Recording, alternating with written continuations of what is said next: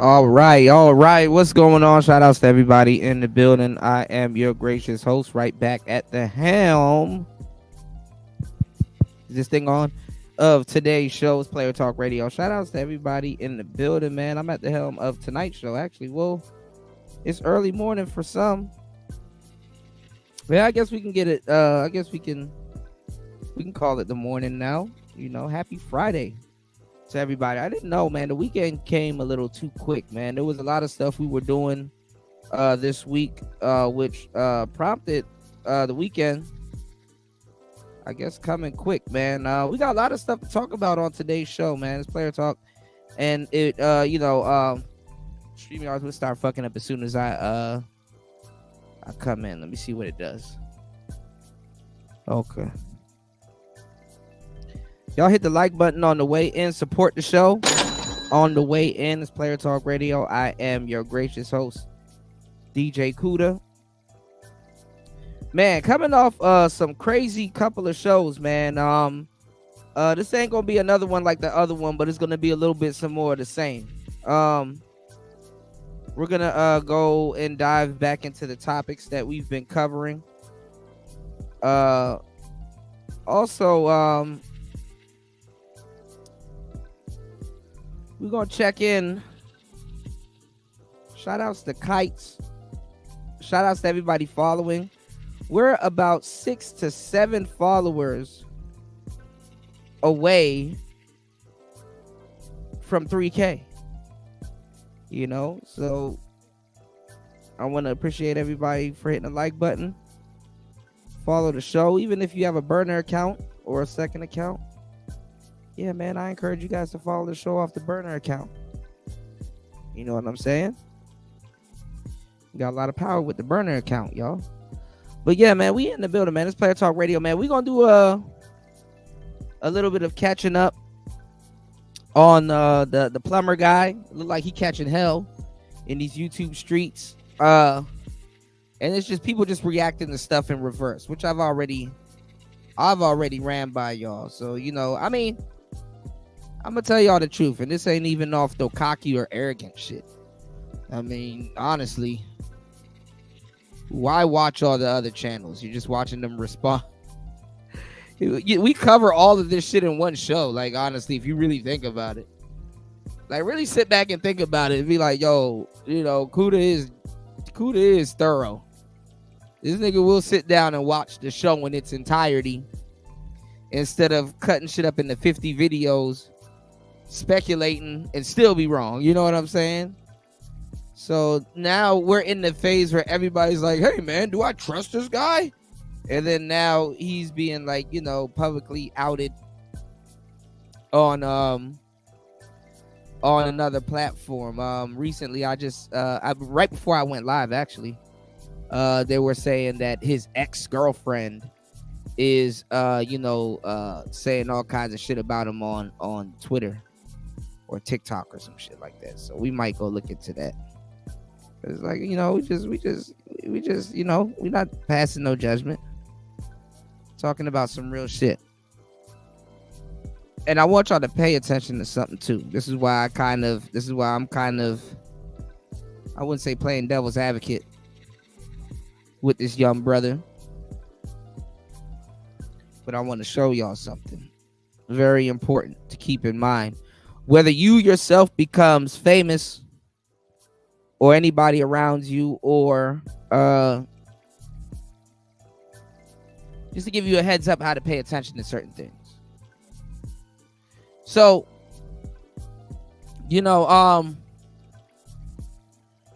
for some odd reason, because he is their type, and maybe that is the odd reason,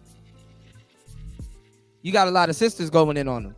You know what I'm saying? You got a lot of sisters getting at him. This is the first time I've ever heard black women, even in theory. Well, actually, he probably wouldn't even got hell, because them broads was going after street niggas anyway, pretending to be church girls and shit like that. You did. So anyway, but the sisterhood is on his ass. no matter what he does. Now if he could flip that, that could be a good thing. That could work in his favor.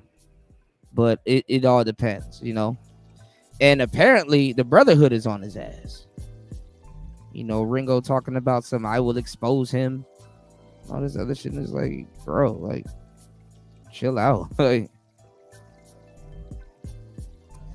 And I got a video here because it looks like MTR is on his ass. So a lot of guys, which is why I appreciate Kites for really actually, at least having a humble and, interesting conversation with the brother and talking to him and getting his side. Because, you got a lot of these manosphere cats going feminine also. That's one of the things that I hate when places like the manosphere or like the red pill or the people that's in charge, not even in charge of it, but that's at the top, that's not even red pill. I hate when we have quote unquote company. You dig? Like, that's how I look at it. Like, I look at a young man coming in here like this. Obviously, we do want to have a good impression, but I look at it like company. I look at him as company. I look at Brandon Jamal as company.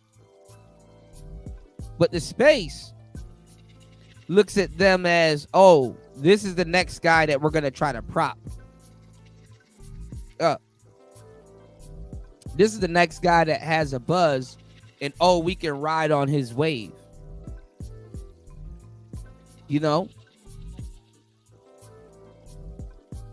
And what they try to do is they try to act like everybody running around here is thorough, Oh yeah, man, if you're gonna be red pill, you gotta have this.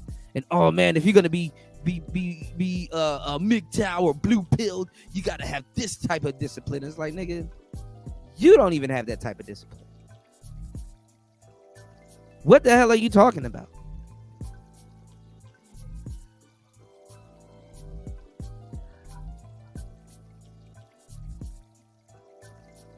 So I like how they try to pretend, like they got more shit going on than what they actually do.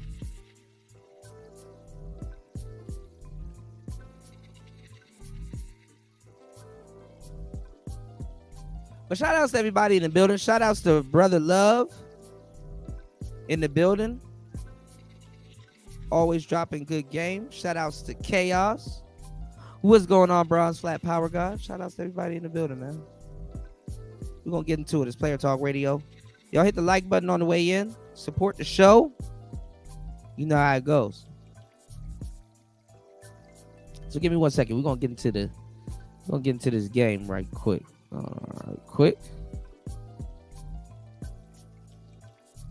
Player Talk. Hold on.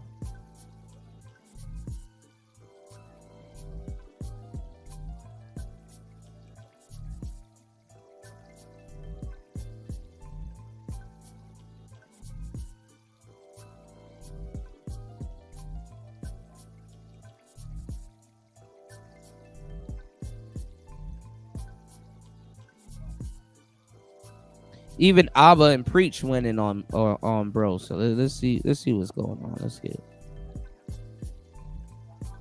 Fired from work. Man, I really love plumbing and I'm good at it. And they got that taken from me. I want to see their Y'all are sick. Take on this. They call the company 500 Mess it up, please. 500 X's? Times. Oh, 500 times. I'm bad. 500 times and are messing up business. Well, you're a certified plumber. You don't need to work for a company. You could work for yourself. Hey, listen. Whoa. While Preach is not wrong, for that to be his initial response, not that it's wrong or his business got hit up 500 plus times after he was doxxed, after his private information was leaked online, just to say tough shit.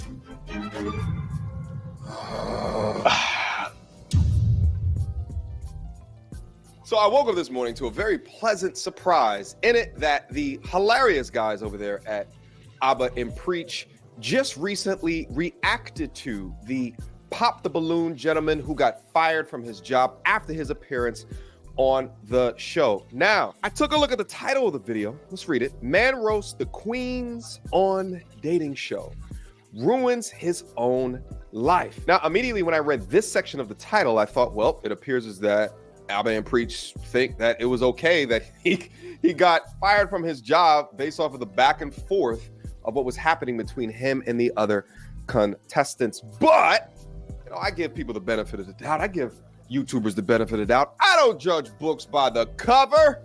I actually go through the content. Also, listen, before we get active, do understand, in case you're not familiar with the channel, I actually reacted to this discussion, this viral moment 2 times in the past 2 days. So my attempt here is not to continue to reiterate all of the things that I've said previously. So I would implore you to go look at those pieces of content to see my full uninterrupted thoughts. So that's what I want to do for you guys here today. Take a look at the content, commentate over it, and determine a conclusion. So without further All right, let's go. ado, Hello, welcome.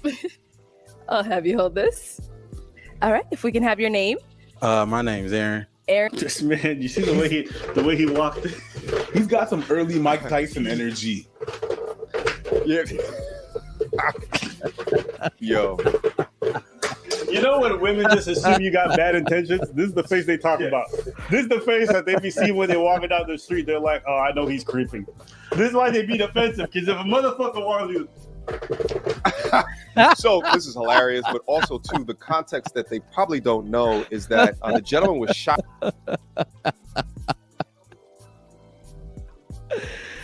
He probably went over Kai's video. I wonder if he said something about it.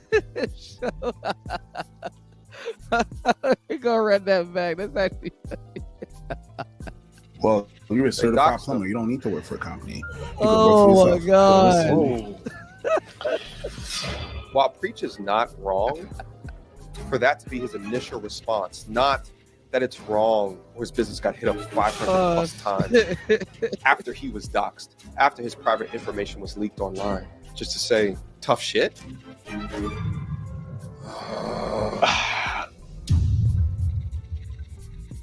So I woke up this morning to a very pleasant surprise in it that the hilarious guys over there at Abba and Preach just recently reacted to the pop the balloon gentleman who got fired from his job after his appearance on the show. Now, I took a look at the title of the video. Let's read it. Man roasts the queens on dating show. Ruins his own life. Now, immediately when I read this section of the title, I thought, well, it appears as that Alba and Preach think that it was okay that he got fired from his job based off of the back and forth of what was happening between him and the other contestants. But, you know, I give people the benefit of the doubt. I give YouTubers the benefit of the doubt. I don't judge books by the cover. I actually go through the content. Also, listen, before we get active, do understand, in case you're not familiar with the channel, I actually reacted to this discussion, this viral moment 2 times in the past 2 days. So my attempt here is not to continue to reiterate all of the things that I've said previously. So I would implore you to go look at those pieces of content to see my full the like button on the way and support the show. So that's what I want to do for you guys here today. Take a look at the content, commentate over it, and determine a conclusion. So without further ado, Welcome. I'll have you hold this. All right, if we can have your name. My name's Aaron. Aaron. This man, you see the way he walked in? He's got some early Mike Tyson energy. Yo. You know when women just assume you got bad intentions? This is the face they talk about. This is the face that they be seeing when they're walking down the street. They're like, oh, I know he's creeping. This is why they be defensive, because if a motherfucker wants you. So this is hilarious, but also too, the context that they probably don't know is that the gentleman was shot in the face several years ago. So sort of like how. Oh my god, why is he making his face, bro? All right, if we can have your name. My name's Aaron. Aaron. This man.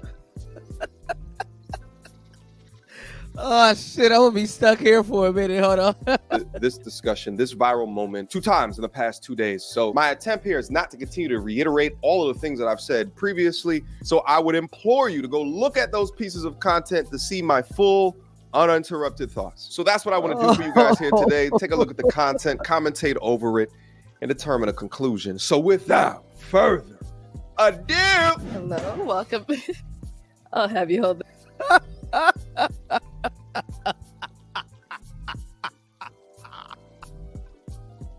this. All right, if we can have your name. My name's Aaron. Aaron. This man, you see the way he walked in? He's got some early Mike Tyson energy.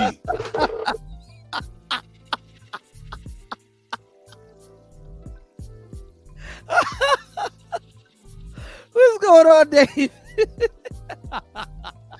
Yeah.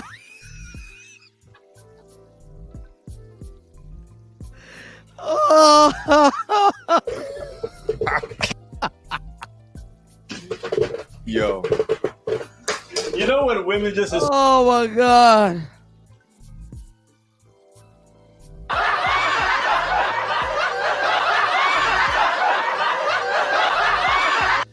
Holy shit.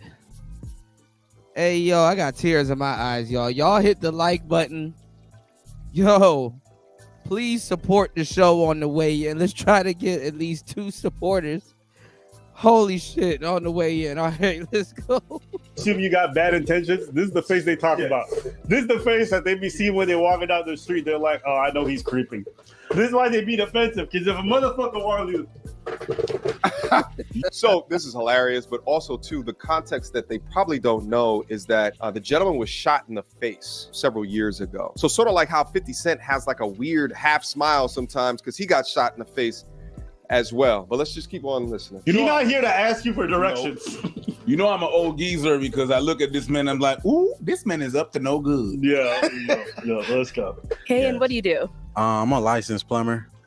Okay, very cool. Yeah. And now, what do you look for in a woman? I look for a woman that's not promiscuous and has a career going for herself. Okay. Yes, ma'am. And now, what are some of your deal breakers? Deal breaker, being promiscuous.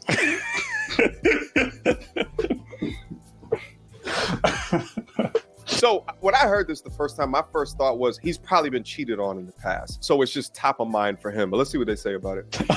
I'm looking. What are you looking for? Someone who's attractive and not a criminal. What are some deal breakers? Someone who's ugly and who's a criminal. But I mean, he's not wrong. It's just funny. It's just that those two back to back. Not cleanly.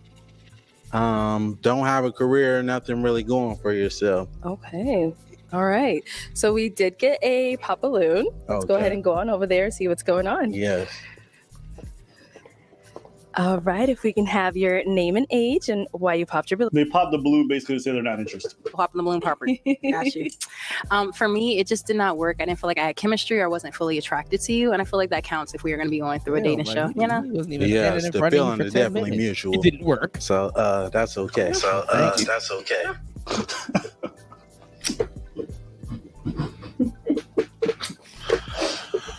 I mean, he didn't say anything either. Let him play. Let him. No, there's a nuance. Okay. If I Let's say the feeling is mutual, the Okay. feeling is mutual. All right. The feeling is definitely mutual. Okay. You're trying to get back at someone. I think you're reading too hard. No, I'm not. So I actually agree with Breach here. And I said this in my previous video, is that it was a sort of a jab back. All right, let's find out. So that's okay. Thank you. You did me a favor. You know, absolutely. Yeah. I'm glad you have a great day. Thank you, Queen. No. So the thing is, and let me ask, the lady in this situation, I think it shows a lot about her character that she didn't continue to spar back and forth at that jab, at that time. Just like I said in my previous video, was it needed? Absolutely not. But is it disrespectful? No, it's not disrespectful. Definitely. It could have been the feeling is mutual. Hey, the feeling is mutual. No hard feelings. We good. And then we move on. There's a nuance. No? Am I wrong? Let's just watch. Yeah. I'm glad you have a great day. Thank you, Queen. You too. Okay. Well, let's go ahead. All right. We got to pop over here. If we can have your name and age and why you ended up The popping cutie your balloon. pie. Hi, my name is Tara. I'm 22. Okay. And why did we end up popping our balloon? The comment you made didn't really. I like a more humble person. That's the one that responds so defensive-ish. Yeah, that's really it.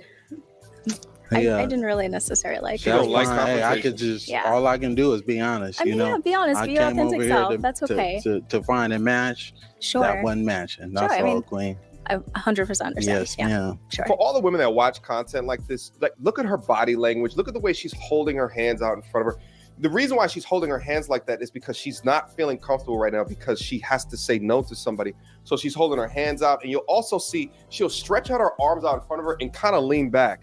Think I'm tripping? Watch. Look at it again. That's really it. It's ultra feminine the way. I didn't really ultra necessarily like submissive That's the way fine. that Hey, she I could just communicates. all I can do is be honest. I mean, you know, yeah, be honest, I be your came over authentic here self. doing it right That's there. okay. to find a match Sure. that wasn't matching. That's Sure, I all, mean, Queen. I 100% understand. Yes, You ma'am. gotta read Sure. body language. And I was, she's someone that's your type? She all right. You know, you're not really my type. I don't mean to be disrespectful. No disrespect. You know, but if I seen you in public, I wouldn't. You don't have to go all that. Like you do it a bit too much. You could have said not necessarily. It's the extra stuff. All right, listen. People said this. I'm waiting for it to get flagrant. Let's see. Yeah. And we did get a pop balloon over here. Your name and age and Look at- why you ended Oh, up they popping zoomed your in on him. I'm Lex, Yo. and I'm 23, and I pop my balloon because I feel like you could be a tad bit disrespectful, like how you, like, I don't know, arrogant a little bit. Yes. Yeah, just that. Well, voicing my opinion is not arrogant. You know, she asked me if she would be a good fit for me. If I like what I see, you know, it's contrary to the truth. So Of course. that's all I can do is just state what I see. That's not a good look What's for going me. on, That's Vader? all, Queen. But thank you. You did me a favor as well. Yeah. No. Oh, dog. Me's looking them up and down. Like, thank you. Yeah, appreciate that. And you know what? Staring at her You know what? kneecaps. It makes me think of church. Yeah, Queen. It makes me think of church, What do you mean? where they say something super shady, but they end it with like a nice word. Bless yourself. Yes. Bless your heart. Yes. Bless your heart. Yes. Mm-hmm. That's what it I feels like. mean, Yes, Queen. Yes, Queen. I'm glad we're not together. Yes, Queen. It's respectful disrespect. Disrespect. Yeah, okay. Yeah. I think it's just disrespect, but Well, okay. No, it is. It is. No, it is.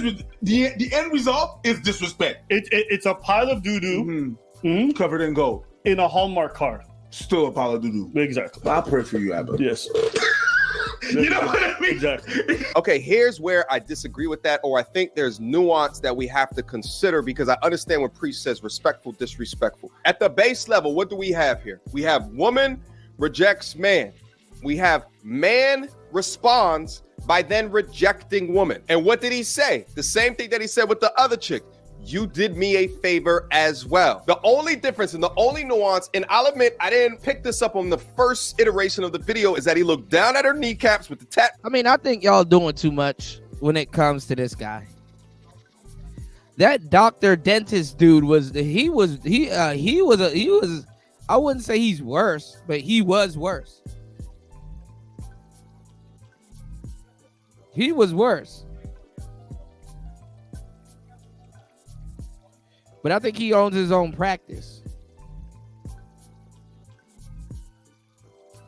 And at the same time, too, even if you own your own business, it depends what type of business you own, because you know these bras, you could own your own business and these bras can fuck that up too. You know? So it seems that doxing is My helmet again. Oh my God. This is gonna be a bumpy ride. How many helmets This you shit got? crazy. Oh my God. That was unnecessary. That was a nice helmet. God. My man. Oh my God. My man woke up, went back to sleep, and woke up again. Oh my God. Only to choose violence. If I was like, yo, this dude is a bit on something when he's like, yeah, whatever, you definitely did me a favor. It's definitely mutual. And then he pulls this. Now I'm just looking at the hairs on your arm. Wow.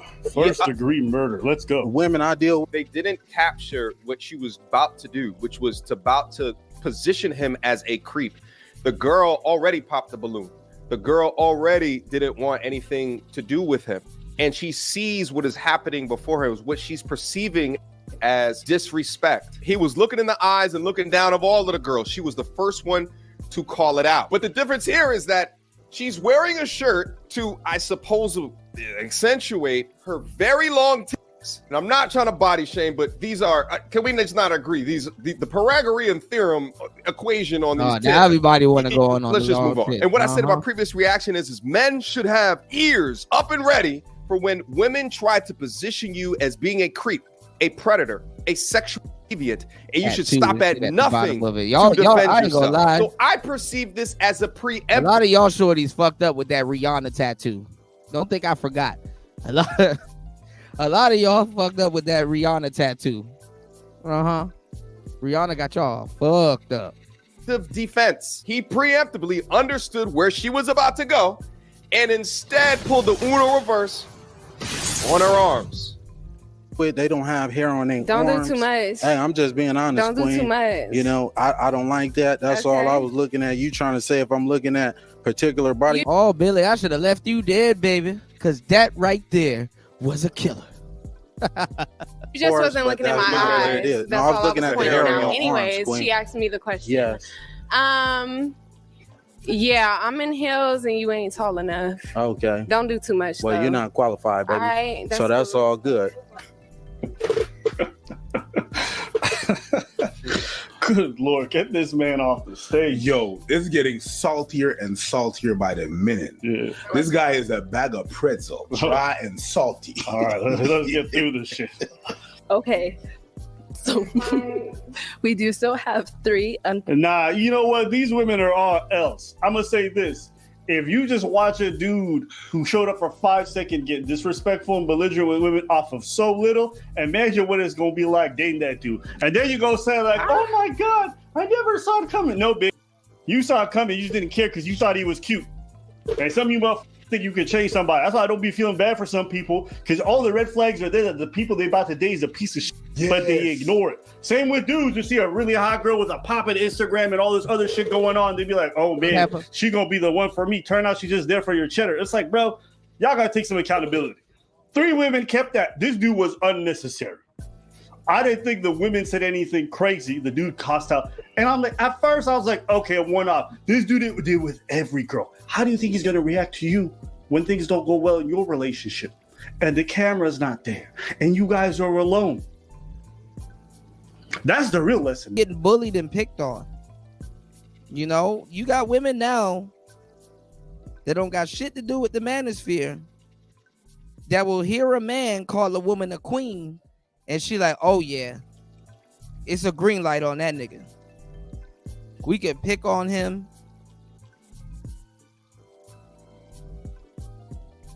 We can terrorize him. He one of them grand rising ass niggas. The fact that he's calling her a queen and still being subservient while we being straight up disrespectful. Yeah, we gonna have our way with him. And they'll no homo, they'll dick around on that nigga. Pause. And it's not even to prove a point. It's just because they can. You know, it's just because they can. So he showed that he was gonna, even though he's firm, he showed that he was gonna be polite and respectful. And they feel he doesn't have the audacity to do that. Just as much as they feel like he shouldn't be saying and talking the way he is because he's a plumber.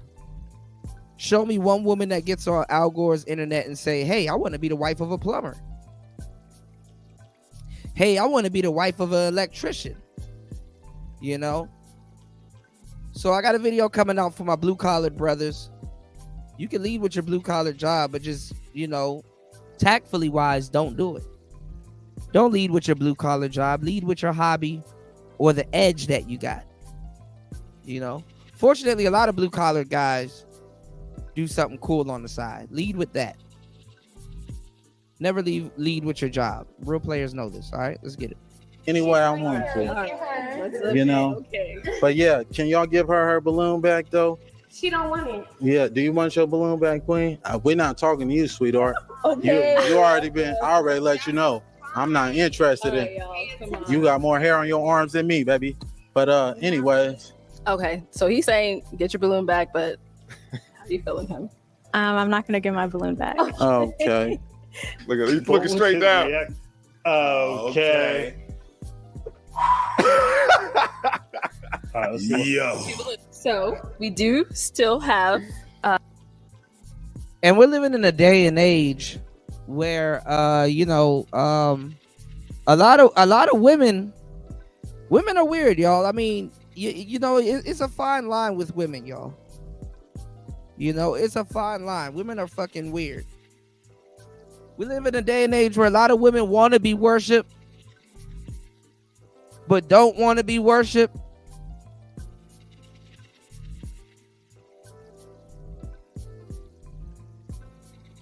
But want you to bow down to them.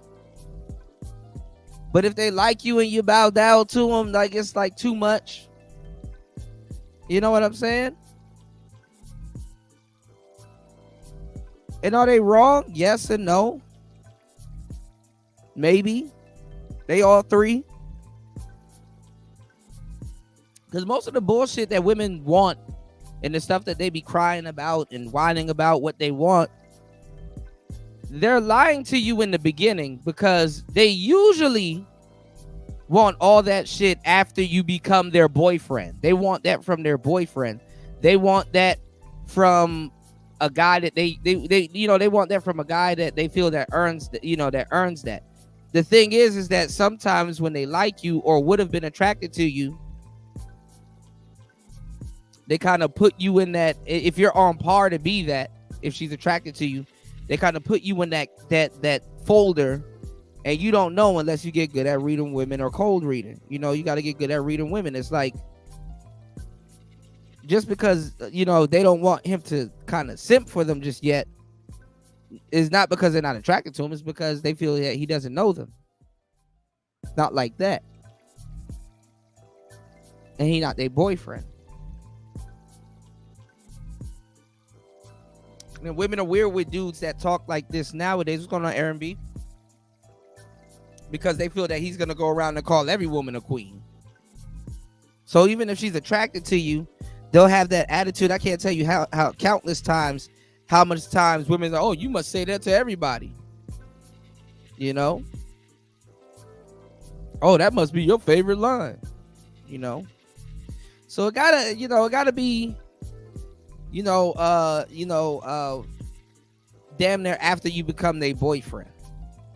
You know what I'm saying? Women sometimes don't want a man giving them more credit than what they deserve in a lot of cases. But you got to be able to read this, you know, or at least be somewhat witty. He was witty, but he was catty, you know. D-Mac says, not only that, Kuda, when they get that, the goal is accomplished. So they get bored as well. Yeah. That's another thing, right, D-Mac? When that, shout outs to D-Mac. Great observation also. Didn't even get a chance to get into that. When they didn't really have to work for a compliment out the gate, they get snooty also. And then that's another thing also too, you know, if they didn't work for a compliment out the gate and they get snooty, they know you're going to give that same compliment to other women that didn't work for it out the gate, you know? I don't know if you fellas realize it or not, but when a woman likes you or is interested in you, she wants your whole world to stop. And she doesn't know, she doesn't know how to do that. Women just be sitting around like, oh, I guess because now that you're interested in me, my whole world is supposed to stop. Because I'm supposed to see how beautiful and brilliant you are. And it's like, no, actually, I got shit to do. And even for the sake of you, this is kind of how you really gotta look at women. I got shit to do, and even for the sake of you, my world should not stop. Because imagine me meeting you and my world stop. You become unattractive. See, some of y'all niggas don't understand or know women because there's certain things you haven't experienced in your life. I was talking to a guy about this earlier. He had a kitten. He had a little cat that he was walking around with. The cat's mother abandoned the cat, so he took the cat in. So I was showing him things about the kitten and the cat and how cats work. He was like, wow, you know your stuff. And I'm like, yeah, because I had cats before. I know how to tame the pussy, right? You know, cat, by the way. Have you ever seen a cat's mother? And this follows this cat all up into adulthood and everywhere. When they grab their puppies or their kittens, right? Even dogs do this too, but for cats, it's different. You grab that little spot behind that cat's neck, that piece of skin, and lift the cat by that piece of skin. What happens to the cat? The cats have exceptional reflexes. Their response time, cats move on a different type of time. They're very quick. They always land on their legs, on their feet. Their response time is just ridiculous. But when you grab that cat by the neck, by the back of the neck and pick it up, it's helpless. Even the cat sits there with his eyes just swimming in his head, looking at you like, oh fuck.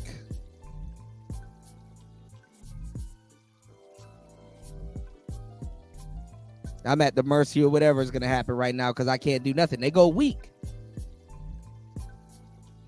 Okay? So what am I saying? I said you got to know what you're doing. Be tactful. Women want men to be tactful. You don't have to do all of the BS they want you to do. They don't even want you to do the BS that they want you. They don't even want you to do the BS that they want you to do. Not all the time.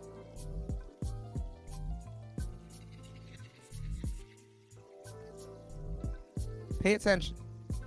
Listen, I'm from New York, and the thing is like what he's doing when he looks down. All of my New York friends, my funniest New York friends that I know, yo, they always, when you say something to them and they get ready to roast you right back, yo, they go straight to the feet. I don't know where he's from, but they go straight to the feet. And as soon as I start to see their eyes go down, my heart begins to palpitate as I think about my shoe choice earlier that day. Shit, did I wash my shoes after I went to go play basketball last week? And if I didn't, whatever's coming to me is my fault. Now, I do think an important piece of context that probably Abba and Preach do not know is that the culture of this show is roasting. What I said in my first reaction is that the real value, the entertainment value of the show is the interactions like this happening. So it's something that does happen. The roasting happens back and forth for both male and female. But what we have seen so far should not lead to a man losing his job. Hopefully they don't conclude that towards the end of this. Let's keep going. Balloons? Yes. Do we still have 2 balloons? No. Okay. Let's go over here. I saw you hesitate. That's why I had to ask. So if we can have your name and age and why you ended up popping. My name is Kayla. I'm 23. Originally, I was not going to pop my balloon because I know a lot of them popped it because he was being, I guess, arrogant. But to me, I like my man that's not going to sit in every girl's face and, complimenting them, So I didn't find that offensive to me. But when they started what was going on, I'm very I don't want to say I'm argumentative, but I don't want my man to argue back with me because then I feel like it's going to always be a problem. That was the only reason why I popped my balloon. Yeah. I like this reaction. I don't want my man to argue back with me. I like it that sometimes two simps are getting to see the people that they're defending at this point. And it's like, is it, you know what I'm saying? Is it worth me getting disposed of to defend this? Now y'all are starting to think. That means that she likes to win. That means she has a large ego. That means she doesn't want to be talked back to. That means she doesn't want to face consequences for the things that she might say. Let's see if he picks up on the same thing. Yuck. What is that? What I hate about that? Because it means that there's no ground. It kind of, the subtext of that is that she's always right. You understand what I'm saying? You don't want someone to argue with you. No, sometimes you're going to be wrong and we're going to have to discuss it. The final maybe is a bad choice of words, but there's a difference between arguing and bickering. That was bickering. That was not arguing. Okay? Like the argument, whenever you have an argument and you go back and forth. It sounds like why make an allowance for her having a bad choice of words, but also not make an allowance for the guy not having a bad choice of words? Oh, you're gonna realize, MTR, that ABBA and Preach, they're tread walkers, but they're gonna get thrown in the red pill category also. Y'all hit the like button on the way in, support the show. Let's get it. It's Player Talk Radio, giving y'all the entertainment in the AM, on the way to work, on the way to sleep. Make sure y'all hit the like button on the way in. Let's get it. she toxic and she don't want somebody to be on her level. Yes. That's what it sounds like. Yeah. I think it's a bad choice of words. So I mean, I can only go based on what she said. we could, yeah. But then with me, you kind of got a little bit catty with me. You a little sassy, just a little bit. And since you want to come at everybody over here, I'm gonna get at you. So I don't like to argue, but now that I got that out the way, let me proceed to argue with you.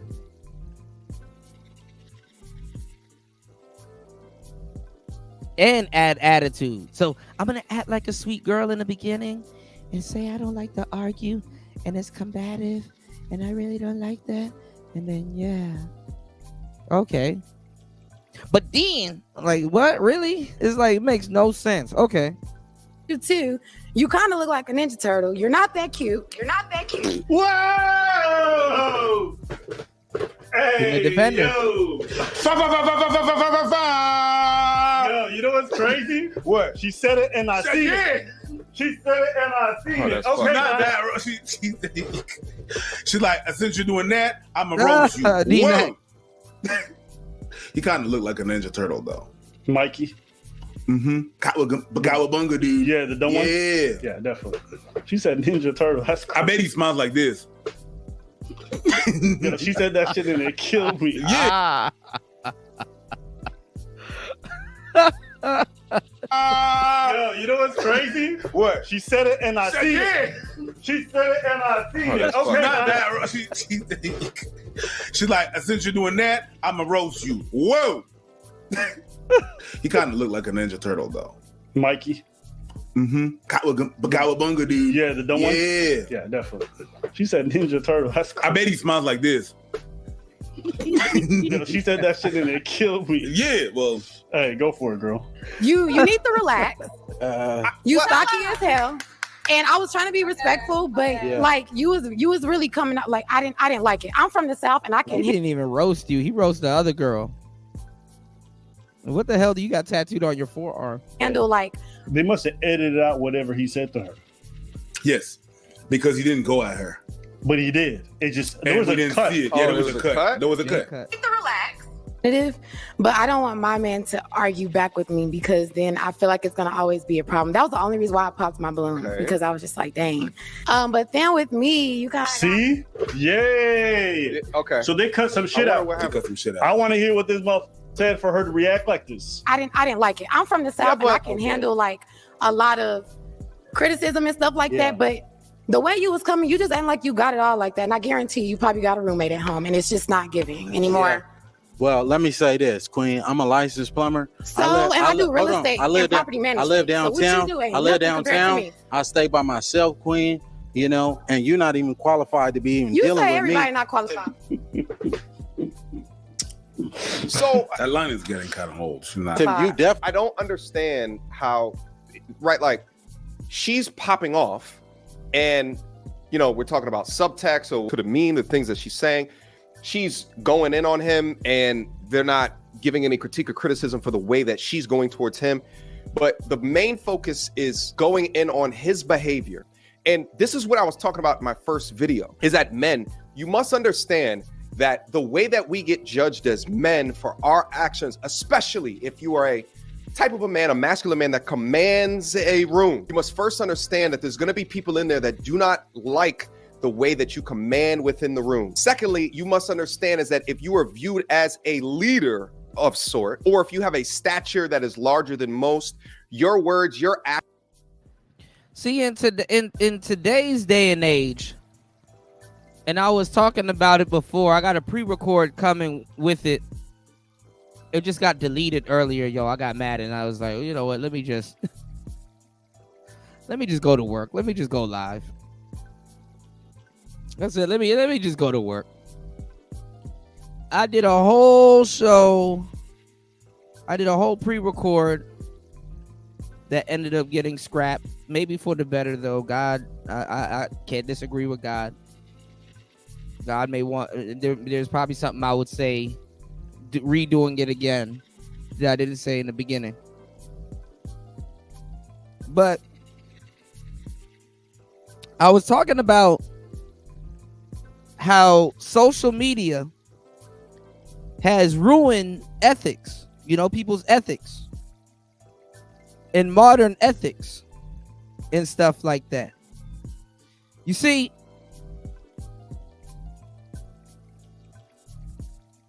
the manosphere has been hijacked also. But I'm going to just take it like this, right? I'm going to just approach it like this, right? As a man, especially of that stature, he's not wrong to walk into a room and command a reasonable amount of cooperation. And I'll tell you why. Because me as a man, and as any other man that is a real man or that even been through some shit, sometimes we do things differently.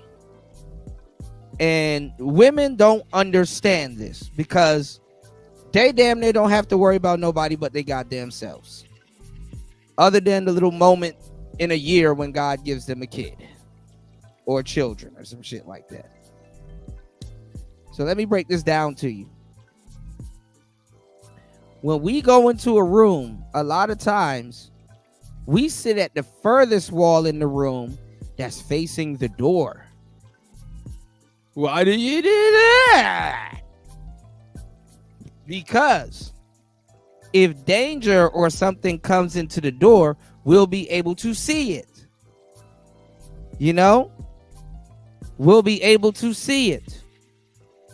And have to defend your naive, goofy ass or other people in the room. Okay? What's going on, Spawn? Something else. If I'm in a room and I'm looking around and I'm just taking a head count of everybody in the room, you know what I'm saying? I'm well aware that this big brolic nigga is in the room. Especially if there's liquor, drugs, or not even. If he's around or anybody else is around, I take their physicality into account. If something were to happen and this nigga just started going berserk, is there something in the room I could take and bust this nigga over the head with? Or does this nigga got weak legs so I could leg sweep this nigga and not trade blows with him, but just get out of a dodge? We look at dudes' physicality like, okay, if this nigga was to snap off, what could be the craziest thing he can do? Hell, I've been on some gangster shit where I get to a place about 10, 20 minutes before I need to get there and case out the whole place. Okay, there's an alley here. Okay, if this goes wrong, I could be over here. There's an exit window here. That's not a far drop. You understand what I'm saying? We got to look at all of this shit. Women, they just, I just showed up and I can talk to whoever. Get in whoever's face. I tell the world I'm scared, but I'm really not. Bitches be talking to niggas built like Big Show, like they David and Goliath, like they David and shit.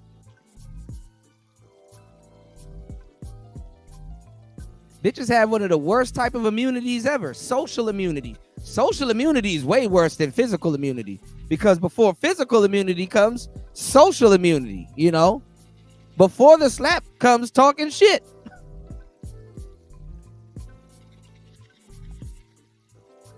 Social immunity can provoke physical immunity. What's going on? What's going on, New?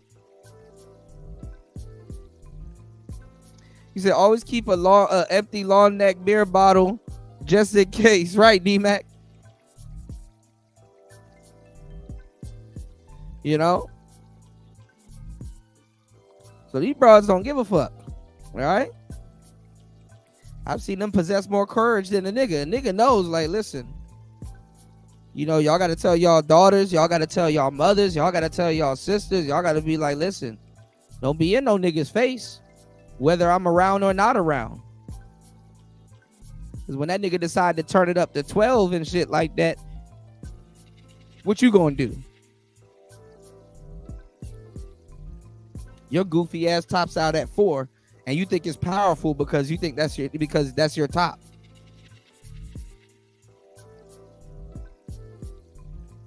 These broads be thinking they can jump in anybody's face until they end up looking like Frieza. Getting hit with unbelievable power. You know what I'm saying?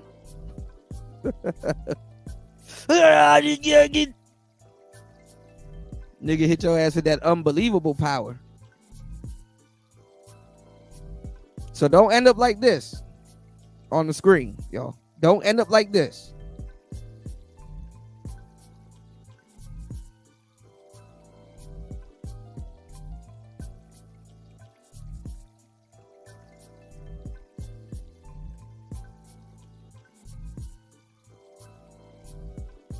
Because you don't want to listen. All right, let's get it. Actions are going to be up for more scrutiny than women on general, in average, in that same room. It's a lot of double standards. We don't complain about double standards. We understand that they exist. We acknowledge them, and we make good decisions with our manhood and our masculinity, living out in the world, going into the future. But the double standard here is, in fact, to laugh at or think that he deserved that reaction from this woman, while also at the same time being critical of the man who is defending and or standing up for himself. Now, at the same time, I do understand that there's pieces of this clip that we all haven't seen, but even without that piece, she's getting a lot more allowance than what he's getting. Oh, she's not. Tim, you Oh my God, I knew it was gonna come out of nowhere. Shout outs to LaSound, aka Most Man, dropping the huge $3 on the Cash App. Unbelievably, I know when I said unbelievably, I knew it was gonna come out of nowhere. Shout outs to you, player. Unbelievably effective power. Shout outs to Most Man. Thank you for supporting the show. Getting it started off with the Cash App. Thank you so much for supporting Player Talk Radio. Make sure you guys hit the like button and support the show. Just like Most Man did. Unbelievably. Shout outs to Most Man. Get out my face with that. Get out my face with that crap. And I'm gonna tell you some real shit. You know how old men got that one good ass whipping left in they repertoire? They just waiting for the right one to deal it out to. Cause you know that old nigga strength is unbelievable. It's unbelievable. It's unbelievable. That old strength. It's unbelievable because you don't think it's gonna come in the form it's gonna come in.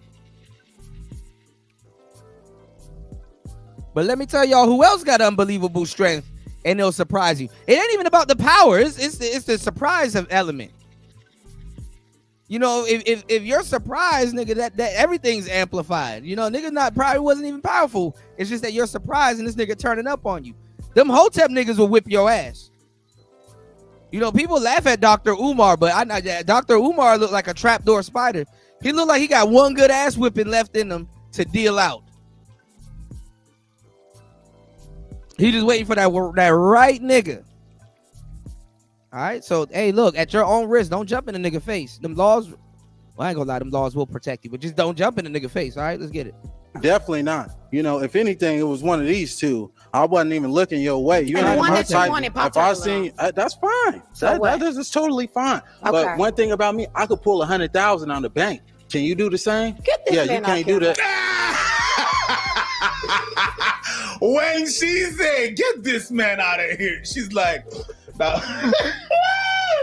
You know, like You can always tell somebody's a loser based on how they react to a rejection. Yes. If you gotta floss your money, your car, your place after a girl says no, you already lost. Yes. And it's like that old adage says, right? When you see fight with a pig, to everyone who's looking outside, it looks like two pigs fighting in the mud. And the pig enjoys it. Right? It's just, you never gonna win this in the actual grand scheme of things. You're just doing it because your ego a little bit busted. Is it good entertainment? Absolutely. But would I recommend anybody do this? Absolutely not. You don't gain anything for this. You look less attractive to all the women looking, and for good reason, because you look like you're a softie. And I think the one context he's missing here is that they seem to have gotten in a back and forth about what's in their bank account, what they do for. I mean, she said real estate. He said licensed plumber. Now, but I agree with Abba, and I said this in my video, you should not be going back and forth. You shouldn't put yourself in a position where you have to say something like that publicly. Not only does that make you a target for people that are more than willing to scam or to do unlawful things in order to get that money in that bank account with you putting it out on Jump Street. But also, I told y'all he's gonna, D-Mac, I did a whole show, bro. I told y'all he's gonna do the circuit. They want him in the manosphere. The thing is, though, we gotta get over what we're about to be talking about today. They doxed him, but he already talked about it. They doxed him, right? They doxed him. So now they're pulling up DV cases. They're pulling up all kinds of shit. That's what I was talking about earlier. I hate when the red pill or the manosphere has quote unquote guests, because they try to act like every nigga here has a clean record and they're elite and they, you know what I'm saying? When the majority of people in the manosphere are Pokemons, okay? They're Pokemons. All right, not Pokemons, but Pokemons. Let's get it. It's not the best look to have an ego battle with a woman. Men and women are completely different, completely separate. We're more alike than we are different. But I do not recommend getting in a back and forth ego battle in a reality with a woman. There is no benefit that can ever come from it ever. And what we find out later is that as soon as he says 100K, the chick on the end said, "Ooh, I can't wait not to pop this balloon because part of that 100K about to be my K." If you don't know what I'm talking about, look at my previous video where the licensed plumber alleges that she asked him for money after the show. Technically, you just embarrass yourself on a public platform for the world to see. All right. If we can have your name and age. Hi, I'm Esther. I'm 23. Okay. And Esther, that's the girl he you still have your balloon unpopped. Why so? Are you done? Oh, yeah, I'm done with the rest of that. Okay. You know, Okay, now we can talk, right? in a real way. Okay. What do you look for? What are you looking for? A woman, Not a gold digger. I mean, like I said, that's not going to be promiscuous. A woman that's going to be consistent. What's going on, Link? A woman that has a career and things going for herself, because I had the same thing going for myself. Okay. You know, as well. I don't need a woman to give me her money or anything. I'm just looking for devotion and some loyalty. That's all. And Matter of fact, let's just fast forward this part. We know how this ends. 35. He's This 29. nigga looks like he's 35 going on 45. Hold on, y'all. Yes. Let me put a What's poll your in the age? chat. He looks like, What age? we got shot in he the face. is 33. I think you should come for 38. What are you? I'm 29. Yeah! Oh my God! Oh my God!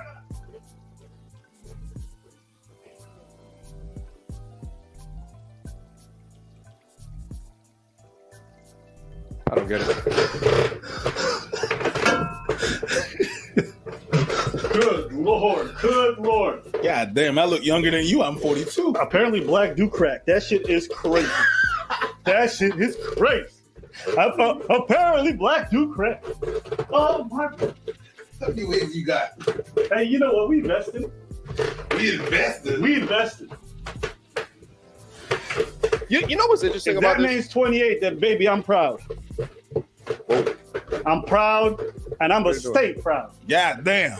You know what's interesting about this? Like, let's say, for example, that, you know what's interesting about this is that, let's say that the licensed plumber, let's say that he had this exact same reaction to one of the girls' age. You know, he begins to troll her. He puts on an old person wig or what have you. I would argue that that would have had way more women calling his place of business after he got doxxed to get him fired. So I guess my question is that if it's okay to do it within this context, then I guess how come you guys are judged at the same frequency as he's being judged on that show? I guess to simplify that, what I'm saying is that if this is okay, then why is it not okay for him to say that you're not qualified? And to be honest, I think saying to a woman that you are not qualified is less disrespectful than laughing at a man because he's 29 and he may look a little bit older. Love is love, all age is age. This is a new look right here. Yeah.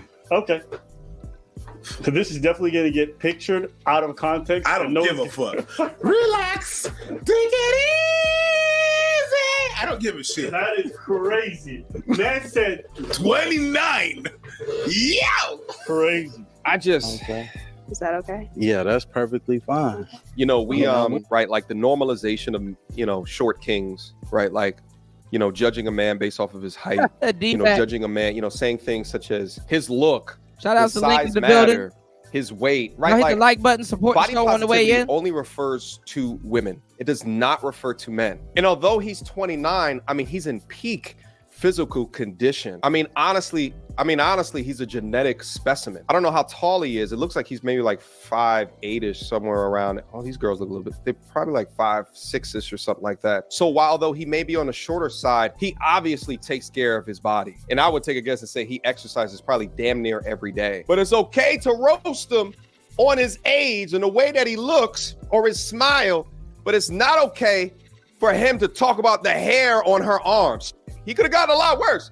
He could have talked about her organ that was very low on top of her stomach, the mammary glands, the udders. You know what I'm talking about. His response regarding the hair on her arms got deemed as sassy behavior. Is laughing at his older looking face sassy behavior as well? I'll leave that question for the comment section. Might as well get up out of here right now. All right, well, let's step on over here. Let's step that way real quick for me. Step that way. All these girls are looking at her like, honey. No, what are you doing? That they probably singing that Tony Braxton song to themselves. He wasn't man enough for me. No, what are you doing? Why you gotta be with a dusty? That's what they thinking.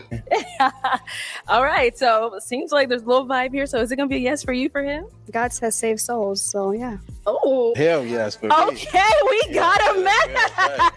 I'll be honest. I commended her for her game in the first reaction. God save souls. But now, after knowing the additional context about her, I'm like, oh. I more prefer the lady that I'm talking to just have no game at all, right? Like, because I don't know what you're saying to me. How much are you G'ing me up? How much are you gaming the system here? You understand what I'm saying? She's too quick on her feet. All right, let me take this mic. They clapping like stupid. See you on the first 48. Damn. All this clout chasing got me fired from work. Man, I really love plumbing and I'm good at it. And they got that taken from me. I want to see their Y'all are sick. take on this. They call the company 500 messing up business. 500 X's? Times. Oh, 500 times. My bad. 500 times and are messing up business. Well, you're a certified plumber. You don't need to work for a company. You could work for yourself. Hey, listen. While Preach is not wrong, for that to be his initial response, not that it's wrong or his business got hit up 500 plus times after he was doxxed, after his private information was leaked online, just to say tough shit. That's not right. You a Preach fool don't for come having from a job and going on same cloth. what is essentially the modern day version of national television and making a fool out of yourself.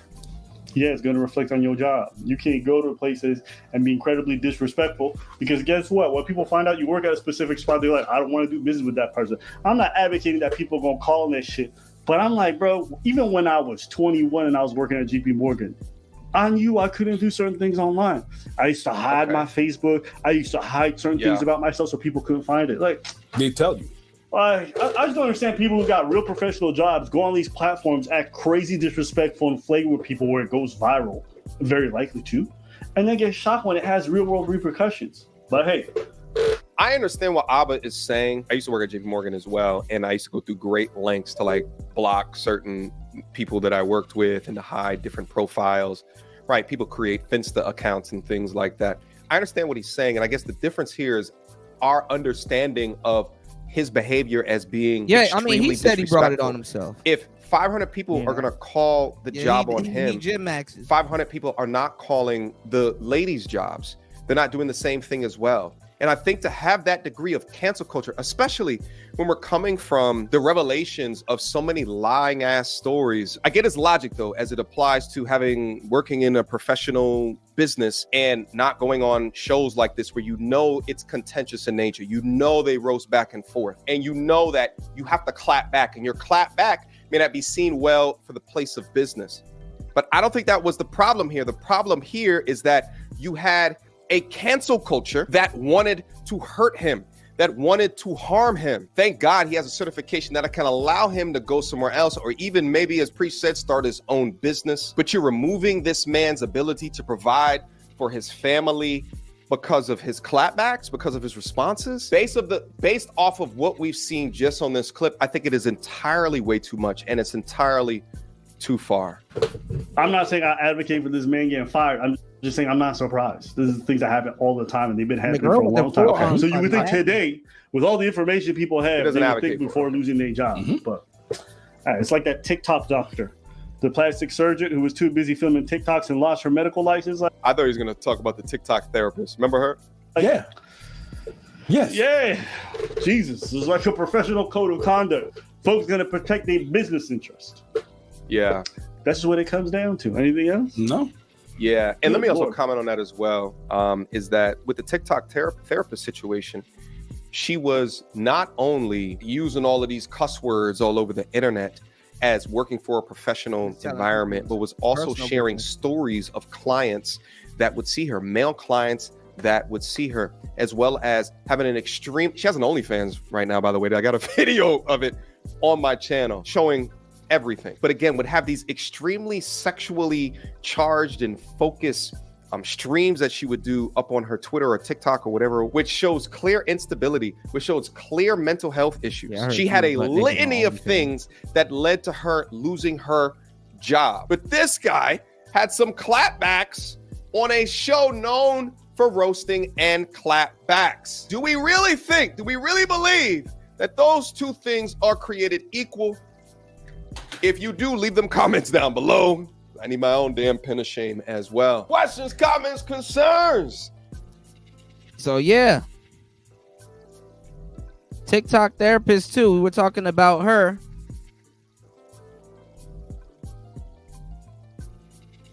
You know, she basically was regurgitating Cynthia G's talking points. They weren't trying to make her the face of nothing. Them broads left her out for dead. And when is people going to really talk about that? Look at how these women will get a brother fired and stuff like that, but men, black men, they'll embrace him. They'll say, hey, you know, come on my podcast. We can help jumpstart your online career if that's what you want to do. And we can help jumpstart your business. Remember, I was one of the only people that said, well, that TikTok girl, since TikTok got her fired, she better look at TikTok and be like, hey, well, I'm hired now. Let me start, if I can, start giving my audience some real content.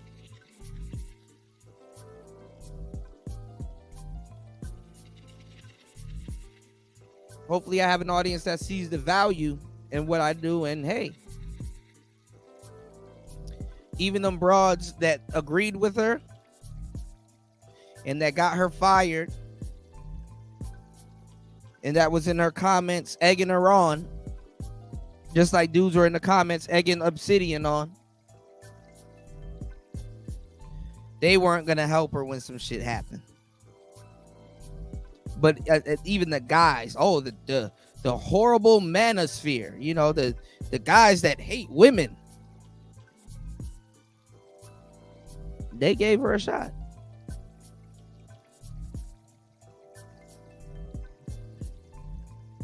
And it's crazy how in look at God though. because I got a video coming out about rejection also. But it's crazy how a man can lose his livelihood, and guess what? If it works out and if he has his ducks in a row before that happens, he can start a business. But ain't none of y'all gonna talk about how that TikTok therapist now gotta prostitute herself out.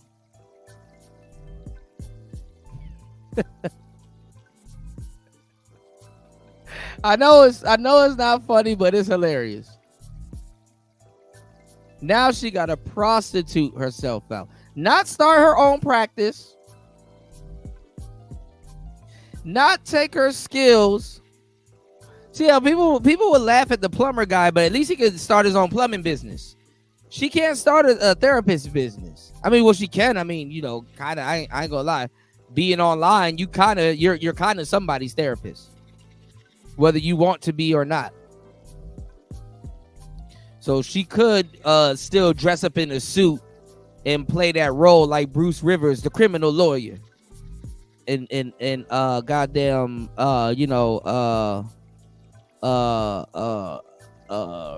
what's his name?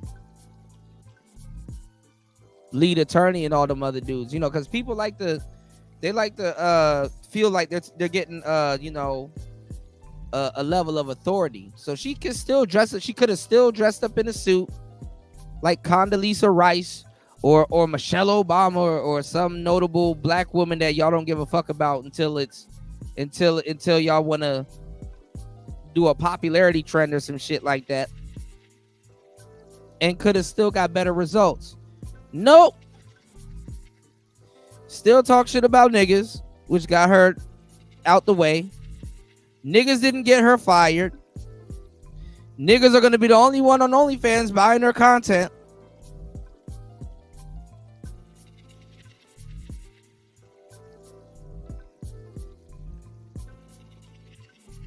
And get on here and talk about, like, she started a video, and the first words that she said in the video was "my pussy fat."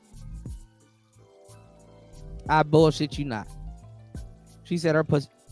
All right, let me see if I can. I had to sit up here and suffer and listen to that shit. So y'all, if I can find it, y'all gonna have to suffer too.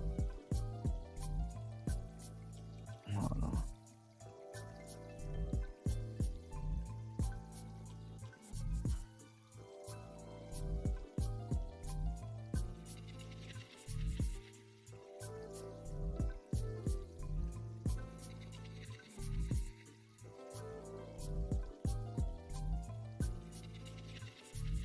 Oh, look, TR video came up. Might as well. Hold on, we're not gonna watch the whole thing, so y'all know who I'm talking about, because y'all got selective memory. And that it causes significant mental health distress. I don't sleep. I forgot her name. Can't even afford to feed myself, so I can't even properly take care of myself, which hurts because I don't even have the proper resources to help people. Yeah, their therapists do need literally therapy. Cut off my resources and buried me, bro. Like, so honestly, y'all apologies don't mean shit to me because my heart is broken. I'm mentally devastated. I dead ass cannot function the way that I used to function. So I don't even want her. The only way that your apology will mean something of substance to me is if you take accountability for destroying my fucking life, despite me not saying anything bad to y'all at all. Taking corrective action by getting yourself help and addressing why you're so angry. It's everyone else's and throwing fault. something in my fucking Cash App, because like I said, I can't even feed myself anymore. That's an apology. So on top of all of the unhinged, she actually began to beg for money, but she did it in the most abhorrent way possible, blaming others for her own mistakes. Do y'all remember the TikTok therapist from about a year or so ago? Well, she has just recently announced that she is leaving social media. Okay. Now, this is after she was fired from her place of employment after uploading obnoxious video after rude video speaking down towards men and got axed for it. Well, and that's crazy because women, they don't have to pay for misogyny. Not misogyny, misandry. Women never had to pay for misandry. They didn't have to pay for misandry. And listen, the same thing. Shout outs to Fasting is Life in the building. The same thing happened to Cynthia G. Women got Cynthia G up out of here. A white woman, by the way. And she still blamed it on niggas. And that white woman was like, no, it wasn't them, it was me.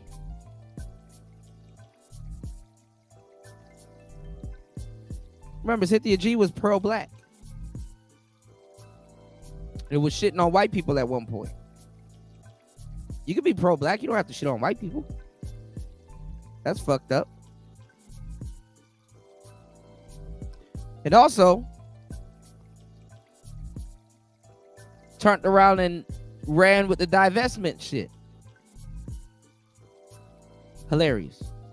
Chagrin, as well as our entertainment, she has left up her entire catalog of videos demonstrating this prolific downward spiral in the crazy.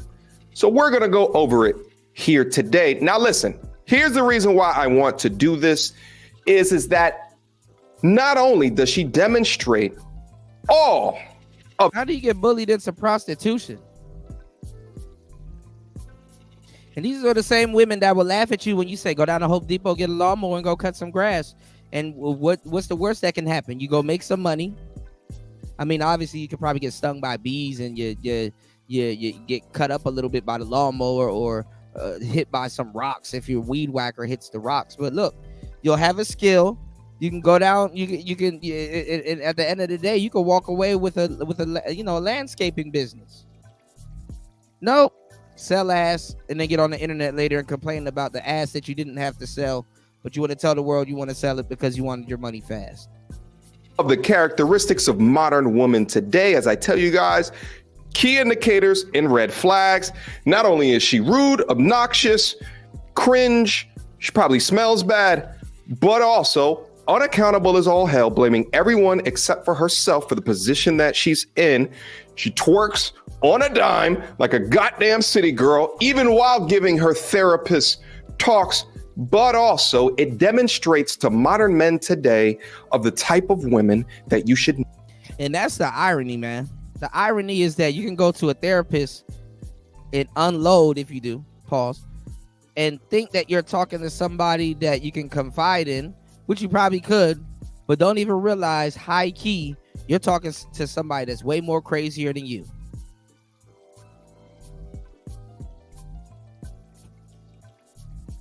Not all therapists are empaths. Never, ever choose. And also, it demonstrates the difference between smart and intelligent versus educated at a higher level. So without further ado, so we begin our journey at the first video that I was ever sent of this lovely young lady. Within that message, and I still remember it today, it said, here's a therapist that also tells women to be a slut. Oxymoron, you say? I would agree with you, but let's watch. Okay, since some of y'all need the confirmation from mental health professionals, if you want to be a hoe, be a hoe. And why is your shirt that fucking long? Why do you got on a muumuu?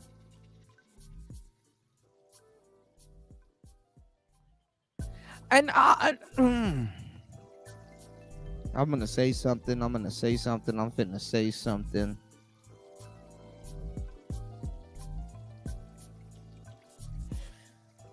gonna tell you the truth. Depending on if she knew how to wear her clothes, how she talked, even down to the bra that she wears, but she clearly has none. She could have actually looked decent. She could have actually be pretty. She just looked crazy, man. What's going on, Devin D? In the place to be. Shout out to Devin D.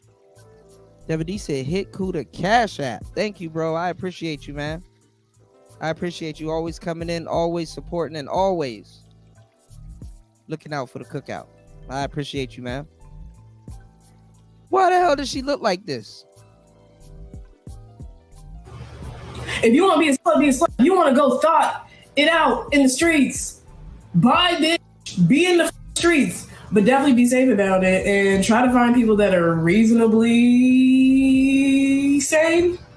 But other than that, YOLO, shake that shit open, because you know why? Because you know why? You're going to die.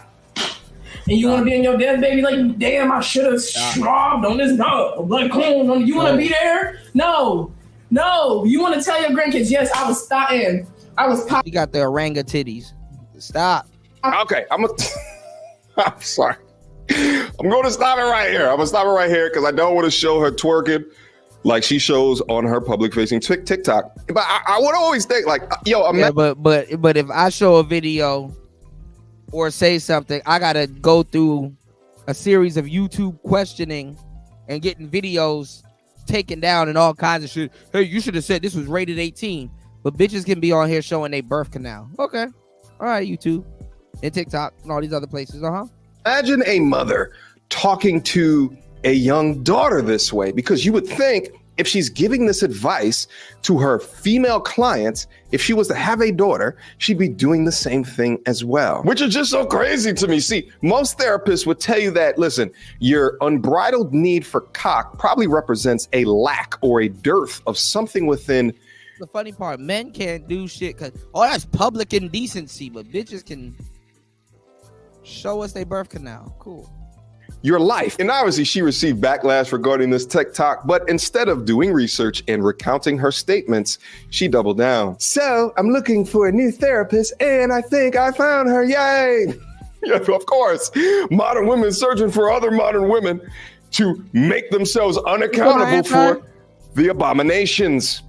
Watch. I am completely and utterly baffled at the fact that me being a mental health professional and telling y'all to be is like just so like groundbreaking. No one has ever affirmed that you can go bust that shit wide open and still be an okay person. Nobody affirmed for you that you can be the biggest that you want and still be okay. No one ever affirmed for you that you can bust it wide. Buzz it wide. Buzz it wide. For a little bit of strange change if you wanted to, because that's your prerogative. No one ever affirmed for you that you don't gotta. Did she say for a little bit of strange change? Like, nah, baby girl, it's not just that you telling young women to be sluts. Some of y'all don't need to bust it wide open. Some of y'all need to pull it wide closed.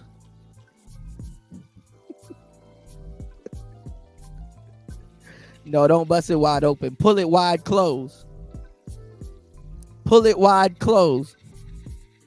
But you also making it okay for them to slut for some money? Oh, what type of therapy is this? This is A1. Oh my God, you should write your own book. You are so good. Nobody ever affirmed for you that you don't have to entertain the dust mites out here in the street. Nobody ever affirmed for you that if you choose, cut them loose to fuck multiple people, that's your fucking prerogative as long as you're safe about it. Nobody ever affirmed for you that you can do that solo, that good, that nobody ever affirmed. Well, I'm affirmed. Yo, her pH is definitely on acid. pH level over 9,000. It's over 9,000! What, 9,000? But no, ma'am, this is generally not affirmed because it's generally not good for women. First off, women's undercarriage area is so much more sensitive than guys, getting all types of vaginal stenosis, bacterial, this, that, and the third, if it's exposed to too many different things, including eggplants. Secondly, there's STDs that impact women that don't even impact men. And in fact, some of y'all shit is asymptomatic while it hurts men. There's a bunch of y'all that are walking nuclear reactors and don't even know it. Third, risk of pregnancy. And not even just that, but then the particular consequences that a lot of women have in becoming pregnant far outweigh. Amen. And fourth, and probably most important, it messes up y'all mental health. I have a study here published back in January entitled Risky Sexual. No, they're not about to talk about that. So y'all get the gist. With the TikTok therapist.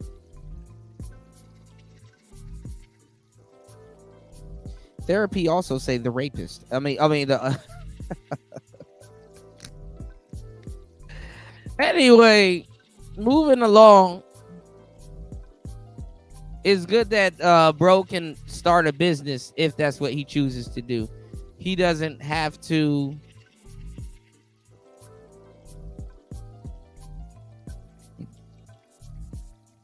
prostitute himself out. Now let's see what O'Shea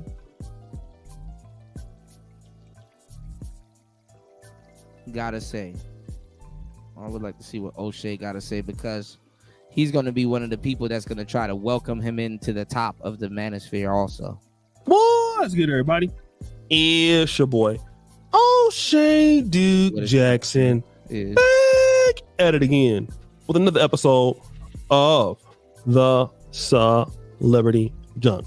Guys, there's a new show out there by a woman by the name of Arlette Amuli. Arlette Amuli is a Congolese American creator. I believe she's somewhere in Arizona. She first started off as a lifestyle creator, but again, like they have the pop the balloon, find loves. I'm not hating on her. A lot of people are copying this. Like I said, she's getting a whole lot of views. She has an audience she's really getting over to. And at first she wasn't doing these, but they just started blowing up and they've been going viral all over the black internet. And I would say this is over like the last 6 months. Her whole career has changed.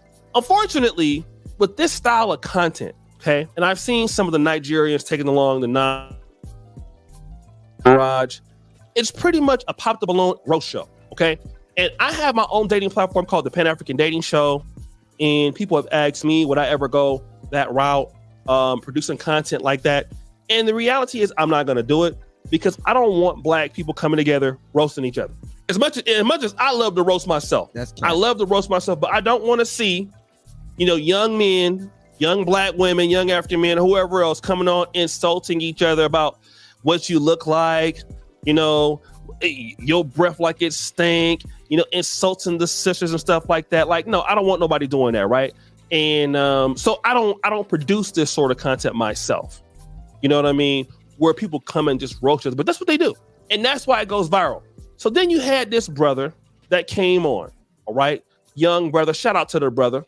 He was just there, getting his swerve on, Let me point something out to y'all.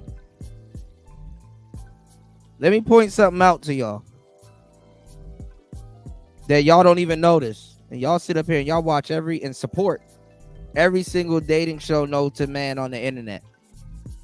No dating show is honest. Kuda, what do you mean by that? I mean by what the fuck I just said. No dating show on the internet, on YouTube, that y'all can watch is honest. Every single dating show, even on television, none of them is honest. Not even Dr. Phil.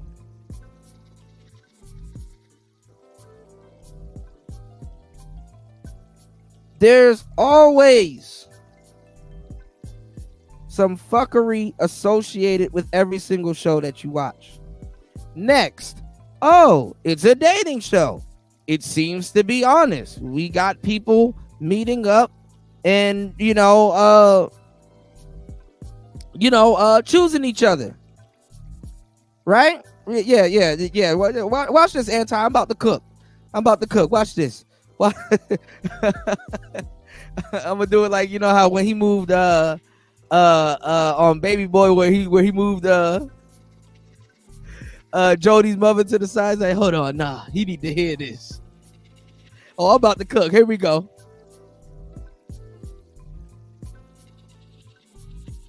Check this out.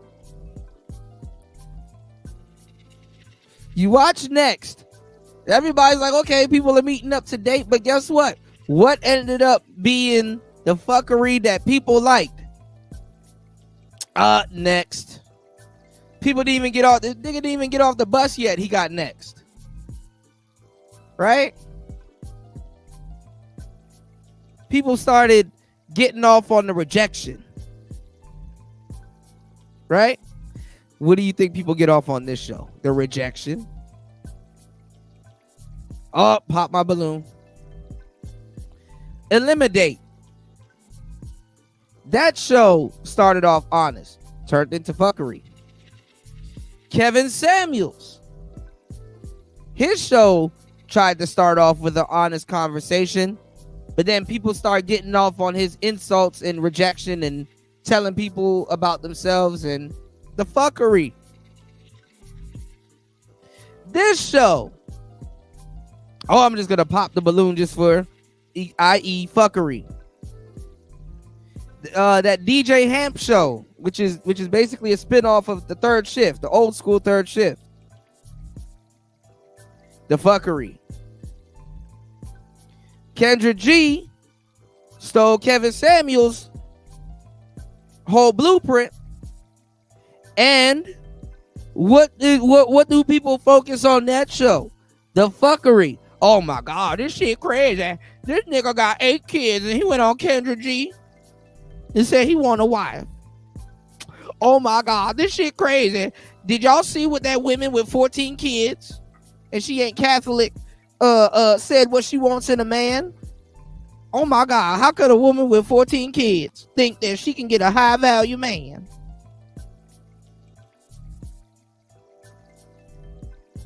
Fuckery. Maury started off as a correction show. Guess what people got off on? Fuckery.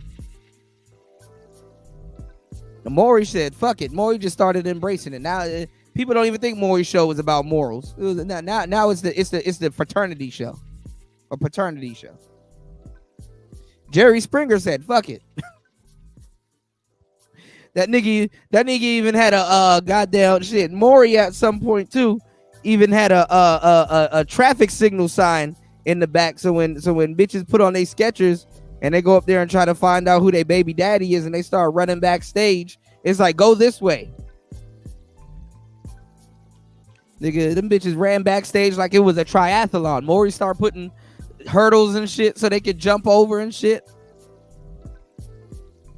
And what was more impressive than them bitches running backstage doing the longest sprint until they found a locked door was the cameraman. It's like, damn, that nigga got the extendo cord.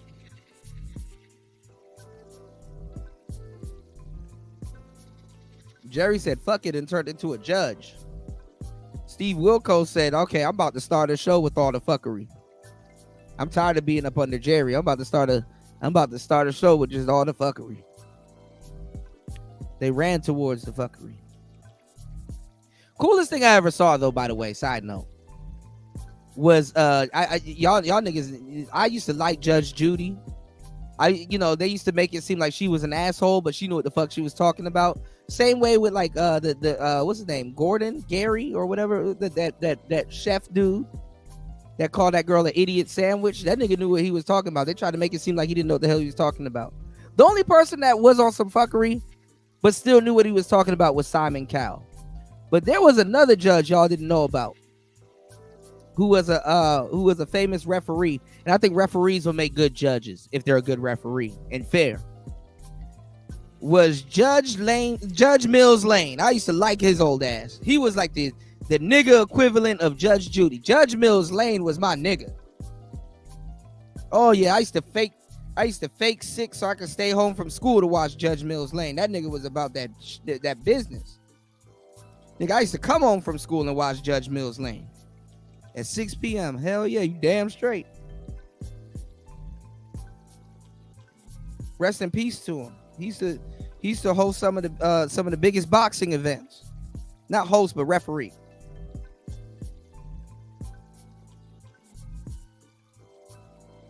But look at those judge shows. It turned into fuckery also. You had Judge Mathis up there. You smoke crack, don't you? I know you smoke that crack. You smoke that crack. Shit, Judge Mathis crack at this point. There is no honest dating show that exists. So yes, people do it to themselves. He just, doing it for the clout, I guess. A guy by the name of Barry _ Handsome, right? So our old brother came through there. he was really building on the show, right? And you know, of course, the ladies, again, they always pop the balloons on these dudes, all right? And it's always some level of, again, a little bit of disrespect from both genders. But I want to play this whole thing out, right? How it transpired, just some of the clips, and then we're going to come back. This man gets rejected because he's sassy. Oh, welcome. I'll have you hold this. All right, if we can have your name. My name's Aaron. Aaron, how old are you? Yeah, I'm 29. 29, okay. Yes. And what do you do? I'm a licensed plumber. And now what are some of your deal breakers? Deal breaker, being promiscuous, not cleanly, don't have a career, nothing really going for yourself. Okay, so we did get a pop balloon. Go ahead and go on over there, see what's going on. Yes. All right, if we can have your name and age and why you popped your balloon. Hi, my name is Karma. I'm 24. For me, it just did not work. I didn't feel like I had chemistry or I wasn't fully attracted to you. And I feel like that counts if we were going to be going through a dating show, you know? Yes, the feeling is definitely mutual. So that's okay. Yeah. Thank you. You did me a favor. Yeah, absolutely. Yeah. I'm glad you have a great Thank day. you. How's Queen. that? You How's too. that bad? Okay, well, let's go ahead. See, that's the thing. You did me a favor. How's that bad? Oh, how's that bad? She did him a favor.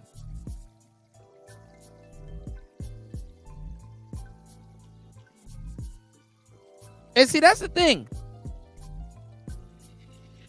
You gotta ask yourself. I got a video dropping at 10 a.m. about rejection. Y'all stay up for that video. 10 a.m. Well, y'all should be up for that video. Y'all look out for it. 10:15 a.m. There's gonna be a video dropping about rejection. I already got it scheduled and everything.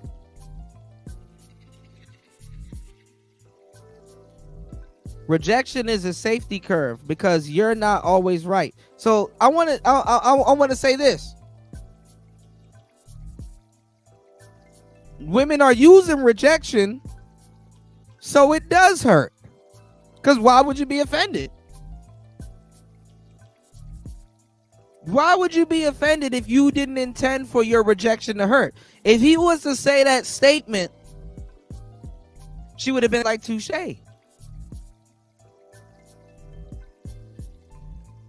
If she said that statement in good faith, it would have been like, I'm glad to be of service.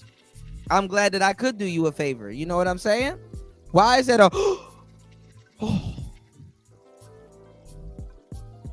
What's going on, life? Exactly. They are a narcissist. There you go. Took the words right out of my mouth, man. Pause. Something about that sounded homo. I don't know why. Shout outs to my nigga Life in the building. Shout outs to everybody in the building. Shout outs to Devin D in the place to be. I know Devin D going to support the show. I know Life going to support the show. Shout outs to Big Cap. I know Big Cap going to support the show. Shout outs to New. I know New going to support the show.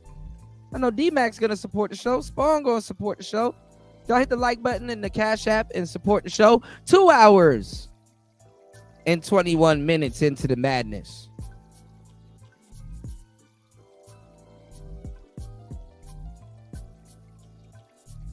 So maybe we might have to explore that. Are women saying this because they want to hurt you on the way out the door? Because see, as a man, what you don't understand with approach anxiety and confidence with approach anxiety is that you have unlimited amounts of power. You have unlimited amounts of power, meaning that you can approach a woman day after day after day and get all the study and research that you need to become the player that you want to be. You and every other man. There's no shortage in women. This is why they try to bring back the stop and frisk. A lot of women got mad because guess what? As a man, if you walk up to her and she tells you no, she sat around and just say no.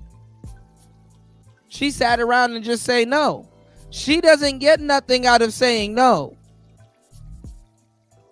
You get a lot out of saying no when you have something to give. But in that position, ladies, when you're in that position, you kind of get nothing out of saying no. Hate to say it. But a man, he gets everything in that position because if he was afraid of approaching in general, not just you,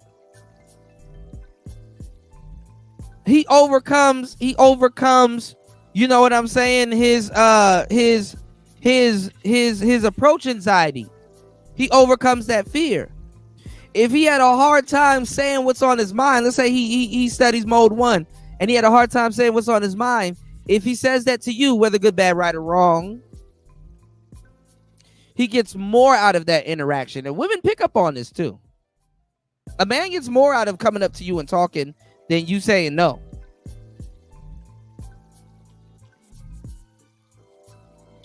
Oh man, shout outs to OGJ Speed.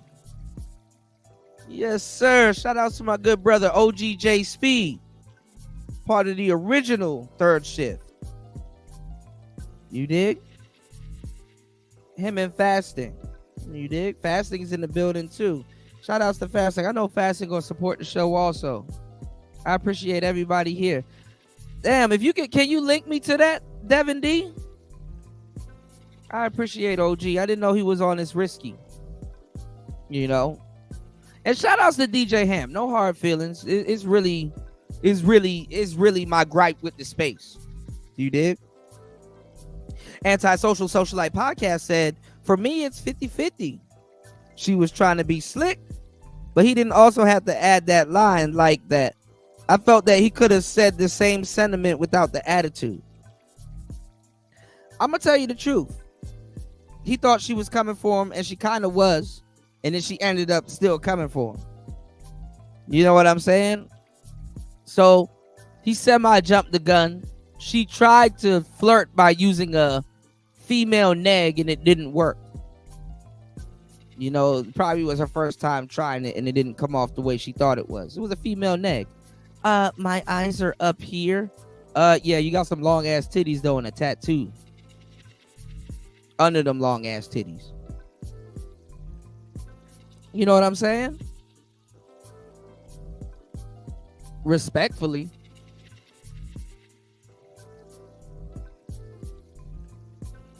So she kind of tried that, and it didn't go, you know.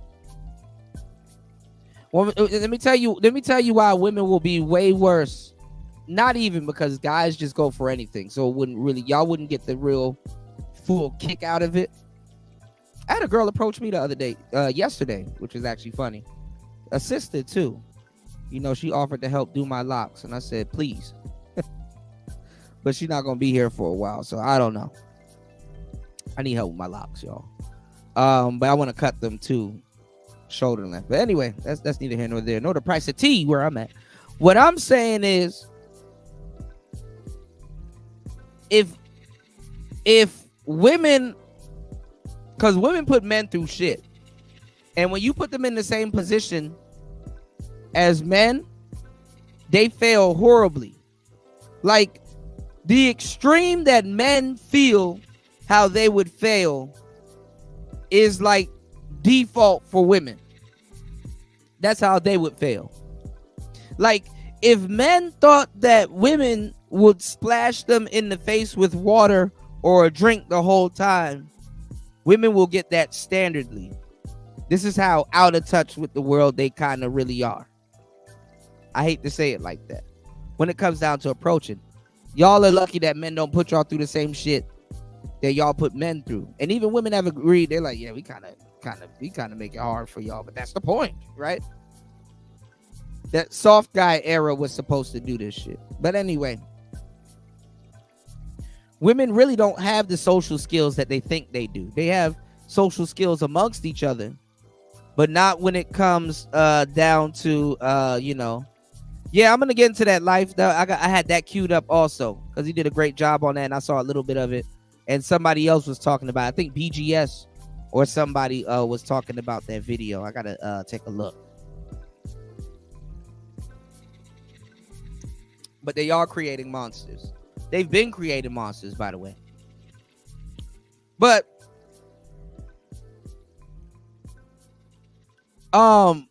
women don't know how to talk their way into a situation.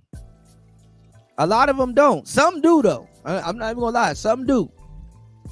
But even with a pussy, y'all don't know how to talk yourself into a situation. What's going on, War Master? Shout outs to War Master in the building. I got another segment that I want to do. Thank you so much for playing a pivotal role as always on Player Talk Radio. I got something that I gotta run. Thank God War Master's here before I talked about it, because I wanted to get into that a little bit earlier. But we're gonna get this topic out the way, and we're gonna jump into that topic because I want to do a follow-up and give y'all the game on what's going on with the whole Myron Sneeko and all that other stuff. Shout outs to War Master in the building. What's going on, Sister George? How you doing, love? Always good to see you. Shout outs to Sister George in the building. Shout outs to everybody here. Y'all hit the like button on the way in. Support the show. 2 hours and 28 minutes into the madness. But I gotta say this. You know, a lot of women, they have a hard time socializing. No matter if you have a pussy. Actually, what kind of holds women back is that they do have a pussy. Because they can fuck up something that sells itself. And they can try to insert themselves into something that need not be. You know what I'm saying?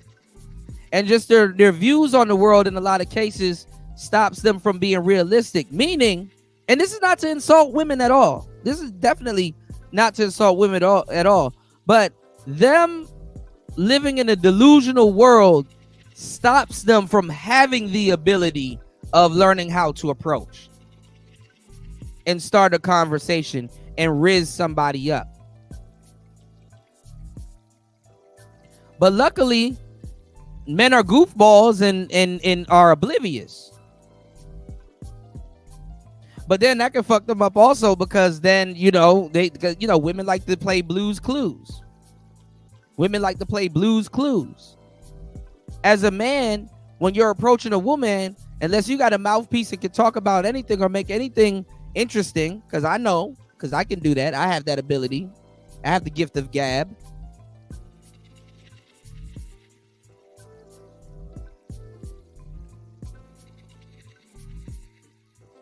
You're not going to get what you want. You're not going to get what you want. That's why, and we got to talk about this too, because there's a lot of stories going around where sisters are saying that the dating apps, remember I told y'all to stay up off them dating apps if you don't know how to use them, because they're a tool. Men and women don't get the same apps. Men and women don't get the same apps. Your experience as a man with Hinge and Tinder and OkCupid is not the same experience as a woman's experience with that app. Again, we're going to talk about this.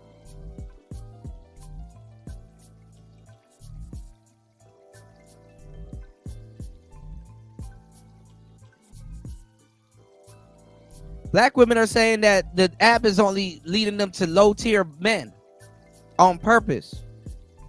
Black women are saying that app is discriminating them. Black women are also getting on these dating apps and changing their race from white to white and Asian to try to get at men that literally don't want them, which is crazy. Which is crazy. That you're trying to convince a group of men that probably isn't interested in you to be interested in you by just changing your by just changing your race on the apps. And also what they're doing is they're literally complaining about certain men that aren't attracted to them. Now that they've changed their race, which is the dumbest shit ever. Dumbest shit ever. But today's society don't know how to use those dating apps. Those dating apps ain't pure. You're getting advertisements and all kinds of stuff. The millennials, we beta tested all of that shit for y'all. Millennials and Gen X then beta tested all of that shit for y'all.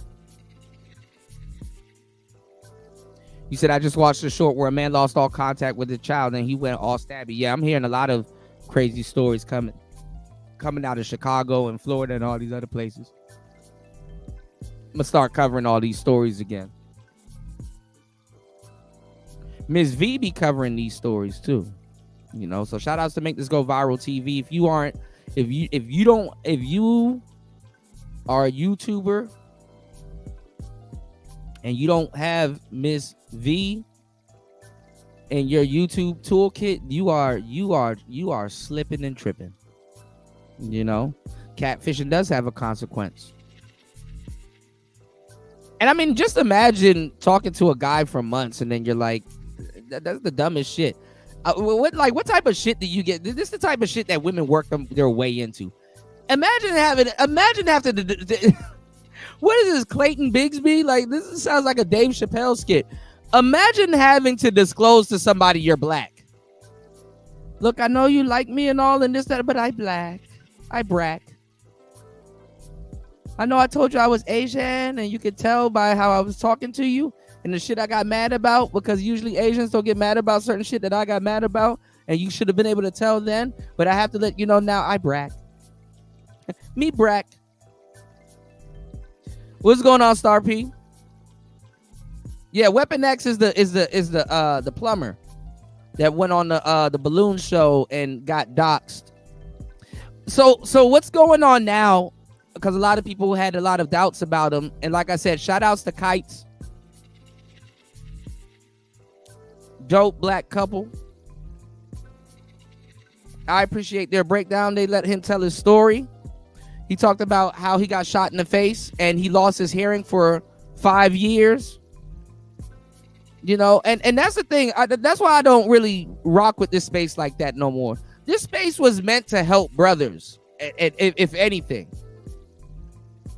And this space has just turned into another space shitting on brothers. So I really, and the more this space shits on brothers openly, the more I look at it and be like, well, then y'all shouldn't be saying shit about black women at all. If you're not going to create a space that doesn't shit on brothers openly, you can say what you want to say and then, apply help or something at, later on, but then I don't want to hear what you got to say. You're just as bad as the black woman if you're going to create another space that shits on brothers. O'Shea, a couple of other people around here, they just, he's broke. What's the point of running around calling somebody broke if you're not going to help them or teach them how to make some money? Especially if you're running around talking about history and colors and protect boys and all this other stuff. What's the point of getting on here and yelling at somebody and calling them something if you ain't gonna offer help, at least later after calling them that? You know better than black women that you criticize. You're actually worse because you criticize them. So the manosphere needs to fix that, because y'all got me looking crazy because I at least reached back and say, hey, bro, why don't we give this brother a chance? Damn. People actually learn from getting shot. The streets actually teach people. You do got some women out here after they done fucked around and had their kid, like, nigga, I learned my lesson. Let me go get me a husband now. And be responsible with this child that I have. You have people that learn.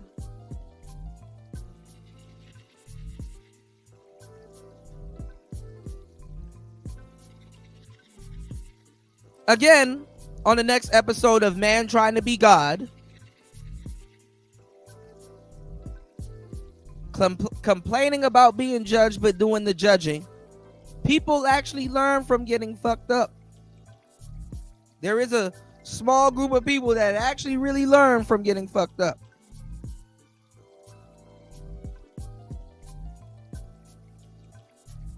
Getting shot in the face is one of those things that people learn from. Losing your hearing. All of us is listening to this podcast right now. Imagine if that was gone. No more music.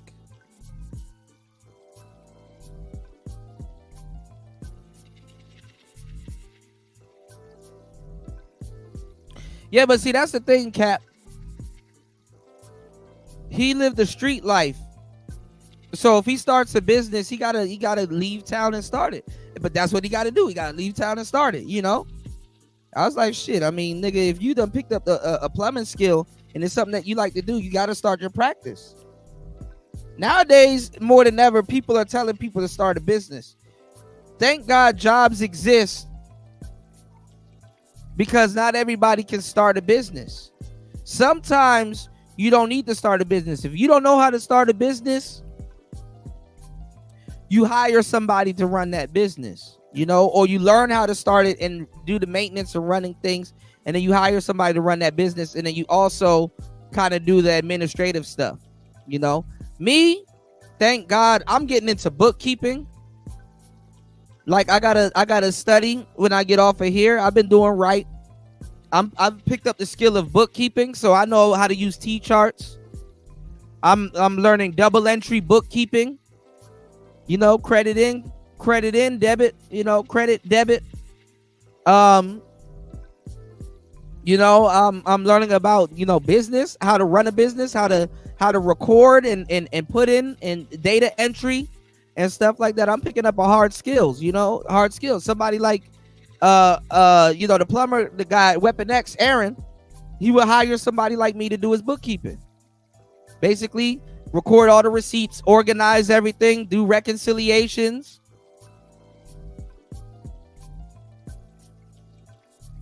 So he can look at his numbers and you know, he can see where his you know, where his business is making money. And then also I will prepare, you know, after the monthly reports and everything, I will prepare his taxes and everything. I'm learning all of that stuff right now. And it's clicking with me because I knew half of it. I knew half of it before I even got into it. I just had to learn the terminology and just get better with the numbers. And listen, y'all, when I get off air, I try to catch up on sleep, but I be studying my ass off, y'all. Shit, come next year, I might want to be a damn accountant if it clicks as good as everything is going. So I appreciate everybody, and I got some gems I'm about to drop in the Discord. So if you guys definitely want to come on this journey, you know, learning how to bookkeep, it's good. You don't have to go to school, number one, but you know, you do have to get some certs.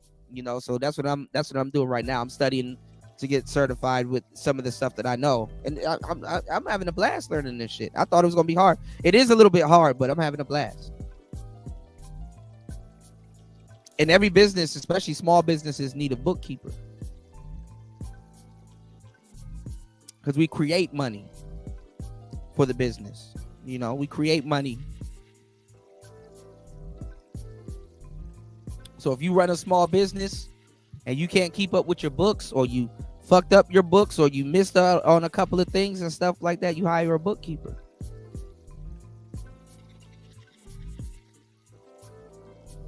But he has to strategically run his business, because shout outs to War Master. War Master giving y'all the game in the chat. And we talked about it. These hoes would have destroyed his business regardless. Absolutely. Get him lined up. And here we have a brother that does it right. You know, in the DMV area, do you know how much times I've applied to work at Metro? Because I like trains. I even was going to do something very unique on my resume. I was going to get a train simulator, and I was going to really learn how to drive a train on this damn train simulator. And I was going to attach a video on my resume or my cover letter and giving y'all some game of me operating the train on a simulator. Nobody's never really done that on an interview. So I said, man, I'm going to ace this interview. I'm going to be driving one of them damn Metro trains. And my resume kept getting, rejected, you know, to work for Metro. I was like, shit, I don't give a fuck. I will clean trains and sweep the floors or do whatever just to get in at Metro and then work my way up to actually being a train driver. I just wanted to get in that Metro. And I was kind of upset because there are certain programs in the DMV area, right? There's certain, because I love trains. Planes, trains, automobiles. I love that shit. But in the DMV area, they got programs for people that's rehabilitating themselves from prison. So I'm like, you know what's funny as hell? I would have to catch a case, go to jail for a minute, then apply for Metro and be able to work for Metro at that point. That seemed like the more logical thing to do. I said, just go to jail for 3 months. Then, because they will consider you more than some nigga off the street. I'm like, shit, well, how am I going to get these niggas' attention? I want to drive with them damn trains. I be on the Metro train sometimes. I be thinking, oh, this nigga's speeding. The Metro train is quick as shit. So I'm like, this is America. This is how America works. You go to jail and you get better jobs. You can go to jail and get a government job. Fuck going to school. Go do some shit. Go try to rob a bank. You go to jail and then go apply for a high paying job in America and you will get it. You can get the best jobs in America coming out of jail. I swear to God. In America, I'm gonna tell you the truth. If you notice it, I'm gonna tell you the truth. And I swear to God, I'm not bullshitting. If you are a good person, if you are a good person and you're doing right in America, you are fucked up in the game. Really, if you're an honest person, you tell the truth, you mind your business, you get up, you go to work, and you do whatever the hell you need to do, you are fucked up in the game. America wants you to do bad. I know this may sound crazy, but I'm not lying to you. America wants you to, the people that do shady, fucked up shit in the States get rewarded the most, even by the government. Literally in my 20s, I'm like, I will be better off going to jail and applying for Metro and then just sail off into the sunset. And that's a legit way to make money in America. You go to jail for a little bit, you get into a little program, they guarantee your goofy ass a good job when you get out. Because they have a program set up where they look at those people before they look at some random dude off the street that they would have to train. It's fucked up. I'm not gonna lie, it's legitimately fucked up. But it's the truth. It's the truth. I can go into any inner city and find a program where they hire people like that. And they'll trust you. They'll trust you with other people's lives. Yo, you get to drive this train. Yo, you get to... Metro will hire you to drive a bus. They hire niggas from jail before they hire niggas in the military. Or that was in the military. Dead ass.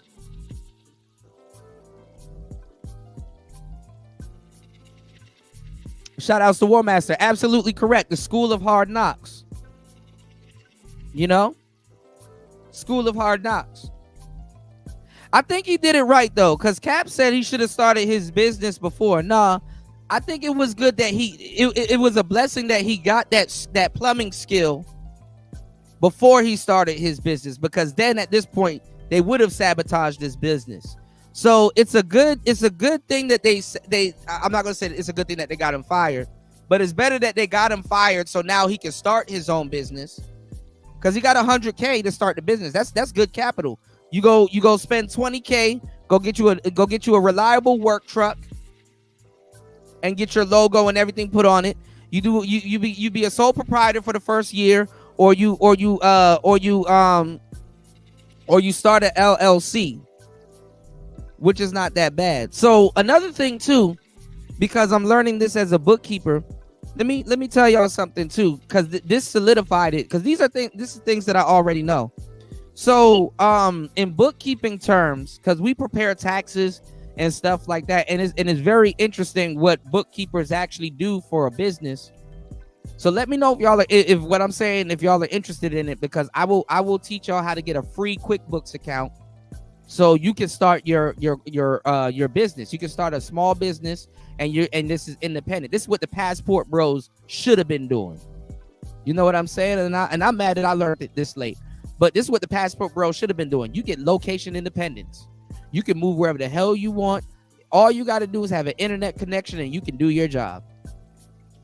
So if you never thought about bookkeeping, it's not that hard to learn. You're doing the same shit for other companies, and you're saving them money. But anyway, we'll talk about that later. All right, we one step at a time. But one thing that I'm learning also too is how, when you're working with the business. So the business and the business owner obviously is separate. So when I'm organizing and I'm doing like books and doing like small accounting, because all accountants need to know bookkeeping. There's certain things that need to be done on the bookkeeping side of the game before the accountants can do what the hell they do. You know, reading certain charts and stuff like that. So when I'm punching in things in the general ledger or the journal ledger or the chart of accounts and stuff like that, there's a certain language that's used for all three of those different categories as to how I'm inputting information. And if you ever notice, when they say, if you ever heard the term, like people tell you to start your business and they say, hey, you know what I'm saying? When you start your business, make sure you put certain things in the name of the business. So basically you as the owner say that, hey, if I bought a bunch of couches for my office from Rent-A-Center, you would give me that receipt, because basically you're transferring that property over to the business. You understand what I'm saying? So if Rent-A-Center come to get their shit back or to sue or something like that, they can't sue you or serve you papers and stuff like that because you put it in the name of the business. The business can't own anything. You can own something as the owner, but you as the owner, you're separate from the business. That's why they give you an EIN number with your LLC. So you're separate from the business. So you could just get a business and just start putting all kinds of shit into the business. And the thing is that obviously the business will kind of lose it, but they can't do nothing because it's in the business name, you know. But make sure you have a bookkeeper that has on record, hey, this is a part of the business. This is a business accruance. This is a business expense, not a personal expense. You know what I'm saying? And also we keep track that if you do take money out, it gets credited to you.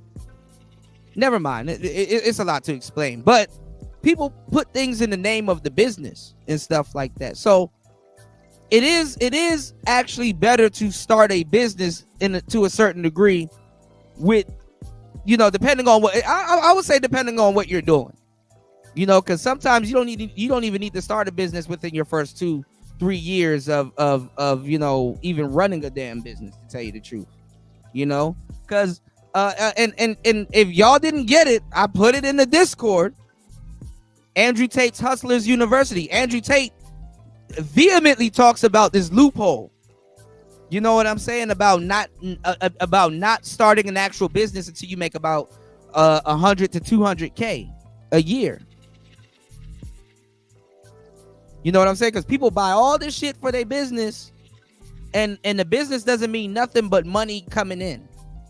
If you don't have money coming in, no matter how much LLCs you got, you don't have a business. Real shit, you know?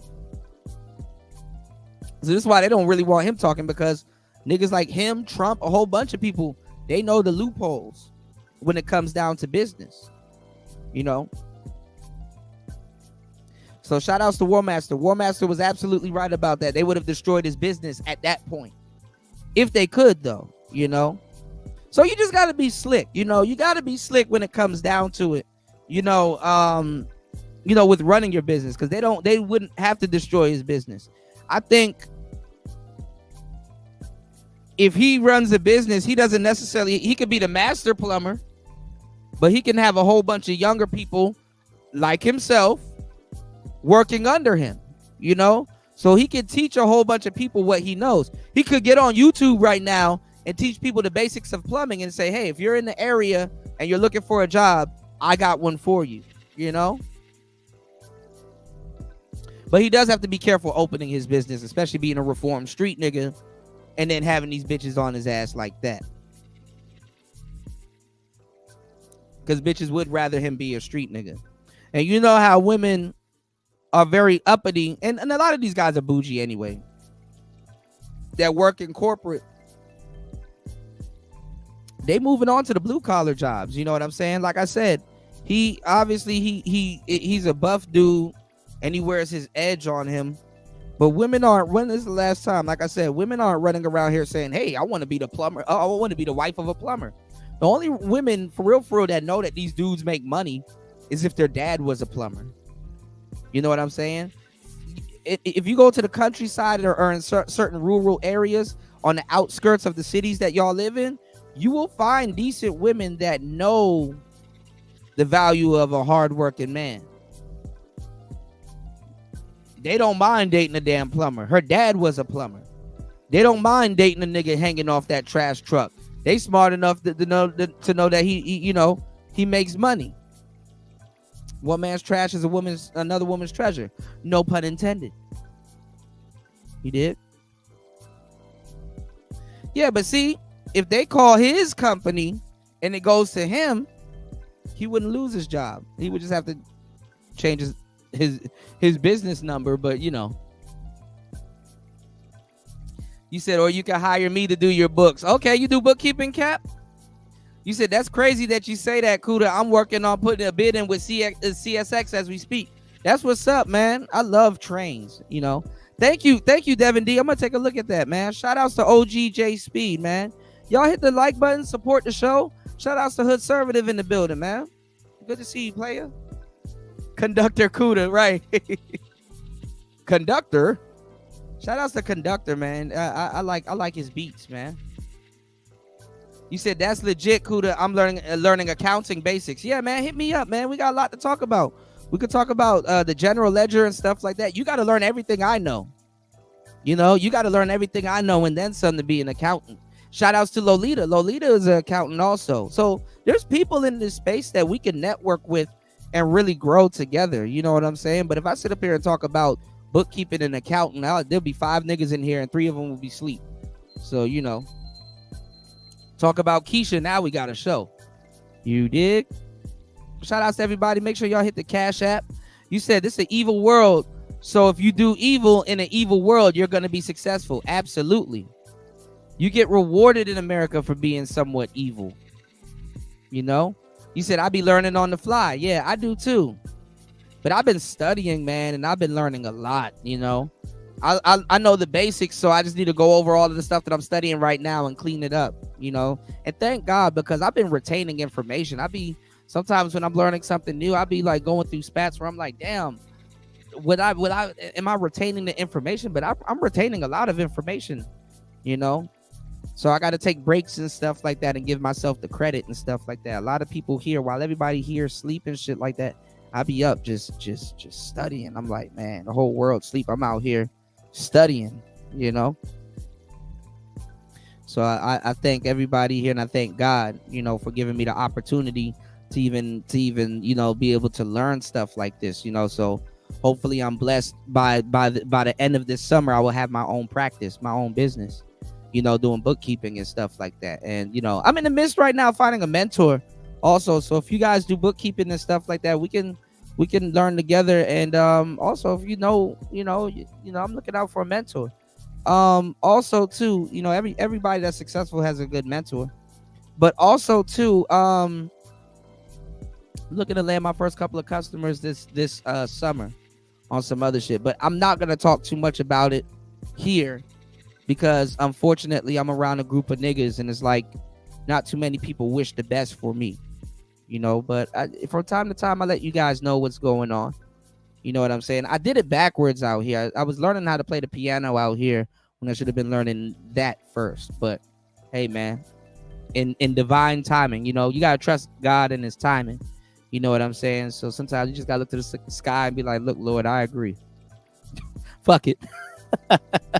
Fuck it. You know what I'm saying? Shit. Divine timing, you dig? Yeah, there's a lot of certs that's actually for free. And there's a lot of, there's like classes that cost like 500 to like 5,000 and stuff like that, and different routes you can take. Actually, I got a chart. I'm gonna let me know if y'all are interested in it. I got a lot of game that actually dropped in the Discord. I'm not telling y'all the full thing, but I got a chart where you can get all of this shit for free. I actually Intuit got a bookkeeping course for free, and you get a certification, and that certification is definitely needed because that's a globally recognized certification. So make sure you get y'all but hey, look, if you want to pay for QuickBooks accounts monthly, that's on you. I know how you can get it for free. I'm not paying for QuickBooks, but all my clients will be paying for QuickBooks. And I got a special account where I oversee all of their accounts. All they got to do is give me access to their account, and what happens is I look at what they got going on and see where I can start work and organizing and doing reconciliations and stuff like that. And basically, because bookkeepers make $76 an hour. That's like the lowest. But you can literally just on entry level, you can charge each customer $300 to $400, $500 a month. And then the bigger the business, the more hours per week, and it's not that much hours per week. It's like, it's like 3-4 hours a day that you probably need, if not less, if you're organized and stuff like that. So like literally, if it's like a big business and stuff like that, especially businesses that you can walk into physically and stuff like that and build rapport with them, like a gym or something like that, man, one customer will pay you $3K a month. Man, you could make stupid money bookkeeping. People are making 6 figures bookkeeping in their first year, and they're doing the same shit. And then this is the crazy part. They're only using QuickBooks, and QuickBooks makes that shit easy. So my job is to first know what bookkeeping is, learn how to do QuickBooks, get a client, run my business. That's it. Get a couple of clients and run my business. And I got a resource too. This guy, he's making he's making $30K a month. That I know. This guy, he's making $30K a month. Like I dived ass deep in this shit. This nigga making $30K a month, and he said he hasn't spent one dime on advertising. I said, oh man. So that's something that I'm gaining interest in right now. So I'm going full on that, and then it's gonna open the door for a lot of other things. So I'm taking the summer off, and I'm just diving into bookkeeping. My job is to learn QuickBooks, get my first customer, and just go forward, man. I'm actually very ecstatic. This is a very interesting topic to me now. Couple months ago I'd have been like, yeah, I'm learning, but I'm really learning. I literally sit down for hours on end when I'm off air, in between editing videos and thinking about y'all. I study, man. I study. You dig? I study. And I got an app that I can give y'all. Man, look, just hit me up on the Discord. I don't even want to talk about that shit here. Niggas. A lot of people don't mean well by me. I don't do nothing to people, but people do stuff to me for some odd reason. You said shit. Not only that, they give them certs for free. Absolutely. You said start his LLC, leverage the 100K for low interest business. No, not even. He could take that 100K and have that sitting in his bank account, go right into a bank, and they will lend him another 50 to 100K. Once they see them zeros in your account, say less, nigga. Look, go over here. She gonna put another 100K. He has 200. If you have 100K in your bank account, you have two. If you have 100K in your bank account, you have 200K. I said this on the last show. I think the best thing for him to do is take 50K, which is very decent for a single man with no kids. Live off that 50K for the rest of the year. Take that other 50K, put that in a separate account, go to the bank, get them to give you another 50K, and that's the 100K that you invest. Because that's how you got to do it in America. America, this is why people need your money. America works off of borrowing other people's money. Look, y'all, I'm real cold with this game. Come July, I'm gonna put this book in the Discord. I already put another book in the Discord. I'm giving y'all hella game in the Discord. Y'all can choose to sleep on it if you want to. I done put about a bunch of fire ass books in the Discord that I'm reading currently. So I didn't know Warren Buffett, and shout outs to rest in peace to was it Charlie or Charles Munger? Warren Buffett got a book called what's it called? Snowball? I'm looking for this book right now. It's called Snowball or something like that. That's the next book I'm about to put in the Discord, because I'm gonna start reading that soon. Once I get all these other books out the way. And there was a guy, I think he's out now because he's doing interviews with Vlad, that bought that Wu-Tang album for like a couple M's. And he bought a couple of other people's albums. Martin, was it Michael or Martin Shkreli or whatever the hell his name is? He was a blue-collared guy. And his goofy ass went to jail for doing fraud and some other shit. But they were talking about that book, and I said, okay. Got the free PDF. I'm gonna drop that in the Discord, man. I give y'all the game. You know? And the funny part is, looking back on a lot of different stuff, like Jay-Z's book and a whole bunch of other rich people's book, Tyler Perry's book, TD Jakes and all these other people. Rich people are telling y'all how to get rich the whole time. Everybody got the same 24 hours in a day. Rich people are actually telling people how to get rich. It's just that you got to have the discipline and be able to do it. And that's where a lot of people fall short. That's what I'm noticing. And I'm like, damn, you know. You said, what's the Discord? Yeah. Hustlers University. Y'all, look, I dropped all of that in the Discord. Give me a second. I'll put it in the chat. I'll put the Discord in the chat. You said, I'm not an accountant, but I know how to reconcile books. Yeah, man. You might as well become a bookkeeper, man.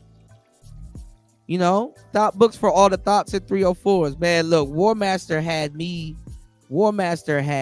dead on the last show. War Master had me dead on the last show, man. There she go. What's going on, Miss V?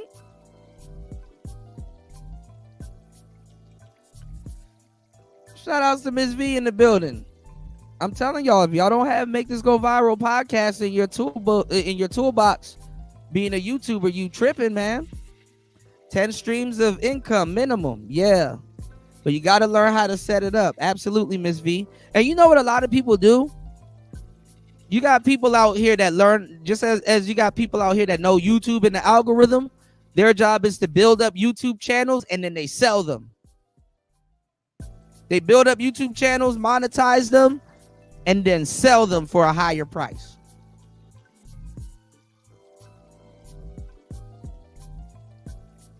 Honestly, if y'all pay attention to Miss V and some of the stuff that she said in reverse, you can actually get rich by running 3 YouTube channels. But never mind. I know a guy personally that runs 7 of them, and he knows what he's talking about. You said it's a Capricorn thing. Absolutely, knowledge is absolutely key. You know, he said, "Don't worry, Kuda. They won't read anyway." Yeah, I mean that dude that said if you want to hide something from a nigga, put it in the book. That nigga did not lie. If you want to hide something from a nigga, put it in the book. Notice how when I talked about books and talk about some real shit, my numbers drop. Pay attention. Notice now that I'm talking about some stuff that really matters, the numbers drop. And the sad and fucked up part is that we got onto this conversation about talking about helping a young brother get his mind right to start his plumbing business. Ain't that something? Look at how the numbers drop. But if I was up here bashing black women and talking crazy, all the numbers would be sky high. Look at you start talking like black people have a choice. I like how the numbers drop like black people have a choice. Nigga, in the future, you not even in the future, today, you need to learn how to run a business. or at least have somewhat of an idea of how a business should be ran.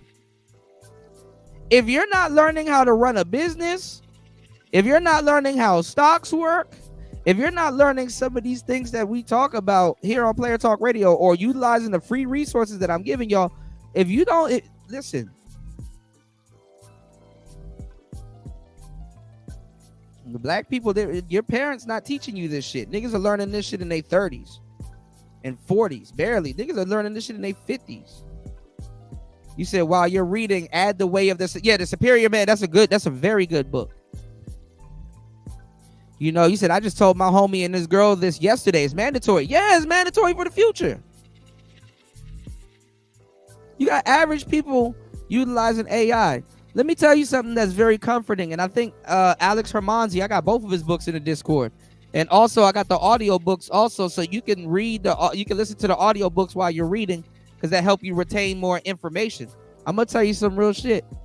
There's people dumber than you making more money than you. That humbled the fuck out of me. There's people that are dumb as fuck. They're dumber than you, making more money than you. I never heard no shit get put that way. I said, shit. God done made you a very smart individual and stuff like that, man. God done made you a very smart being, and here you are accepting less. To a certain degree, it's your birthright to get it in. You know? I mean, you know, you can take breaks and stuff like that. I've taken long breaks. But now I'm like, all right, I'm locked in. I'm about to pick up this bookkeeping skill. Once this is done and I get that shit squared away, go for something else. You know, shout outs to War Master. I told War Master I got an interest in probably driving a truck. Again, planes, trains, and automobiles. War Master Fasten gave me some good ass information on truck driving. Shout out to my bro Chris Trucker. He done gave me some good information on truck driving. He got a whole shout out to Coach Green Pill. Chris Trucker. He got a whole channel out teaching y'all how to do trucking. Y'all niggas running around here telling me what type of content I should have been doing. Y'all should have been on MOT about that. MOT could have still been doing trucking content. This nigga trying to be president and shit. This nigga trying to talk to y'all about politics and shit. I'm not saying the trucker don't and shouldn't know about politics, because War Master knows about politics. There's something I want to get into later on too, that I want to commend and thank War Master about also, because on the last show, War Master, I'm gonna tell you the truth. I'm gonna get into that a little bit later. War Master, if you're still in the building, press 1, because I want to make sure you're in the building to hear what I have to say, because you know, I want to point something out to the audience also, because y'all are gonna be seeing this. If you're not seeing it now, you're gonna be seeing this come this whole weekend. Okay, so we're gonna get to that a little bit later. What's going on, Debo? Debo W in the building. Debo W in the building. You know, the W is for hard working work. Shout out to Debo W in the building. He said, I think very few people who run this world know when it's time to learn the numbers. When it's time to learn, the numbers drop. Pay attention. Yeah, when it's time to learn, the numbers do drop. People aren't here for education just as much as, like I said, people aren't here to give brothers the information in the game. You know, people aren't here to give brothers the information in the game. Even when I'm learning something, y'all, notice how I share the information. You know, I'm learning to do bookkeeping, but I'm sharing this information, and I'm ecstatic to learn it. You know, I'm learning double entry bookkeeping, learning how to really organize stuff, and just pulling it together. You know. But going ahead in the future, man, I'm telling you, if you don't pick up a skill, I mean, obviously a fucking computer could probably, AI could probably replace my ass in the next 5 years, but still, I don't give a fuck. Going into the future, you know, you got to learn something. And honestly, now more than ever, you got to learn about money. You know, inflation is a motherfucker, and you just got to know when you're putting your money. America works off of borrowed money. Them banks, the reason why they need your money in them banks is to add to their capital. Them banks are investing your money, so why aren't you? Them banks use your money and give you back 0.1% interest. That ain't shit. When there's places out here giving y'all 4% interest. You know, you can put your money into a Gemini account. Go look up a Gemini account and see what that is. It ain't got shit to do with the Zodiac. Gemini coin. You don't even have to be a aficionado. You just learn about a couple of coins, and you can, you can go find somebody. You know how like y'all like to sit up here and find y'all favorite YouTuber. You could go find somebody that does trading and copy their trades. So when they win, you win.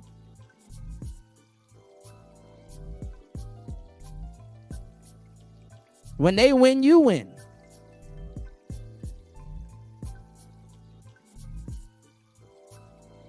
Like they said, it's not about how much money you can spend, it's how much money you can keep. Rich people, real rich people are frugal, man.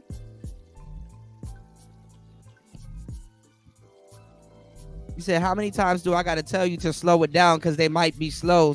At some point, we got to leave the dum-dums behind. Yeah, man. You right. You said save less, invest more. The stock market is where it's at. Yeah, man. Richard Fain going stupid over goddamn Nvidia, man. Richard Fain, man. Shout outs to everybody that's hitting the like button. We're a couple of subs away from 3K, man. And you know, it's been a long road, man. We gonna get it up. We gonna get it up, y'all. People be like, you know, oh, Cooter, you've been grinding for a long time. You're absolutely correct. I've been grinding for a long time. That 3K is earned. I like the way I've done it. I don't want to like a lot of y'all don't really understand YouTube. Miss V will know what I'm talking about when I say this, and I've said this a lot of times. One of the worst things you can do is get on YouTube within your first couple of years and blow up. That's actually not good. I'd be scared as fuck if I blew up on YouTube my first year. Because you don't know shit. I'd rather become a veteran at the bottom, so when I blow up, I know exactly what to do. I know exactly where to go. I know exactly how to do and handle shit. I don't want to be in my first year and somebody looking at me as a pro and then wondering, because that's how people, oh, this person has 1 million. He must know what he's doing. That's not true.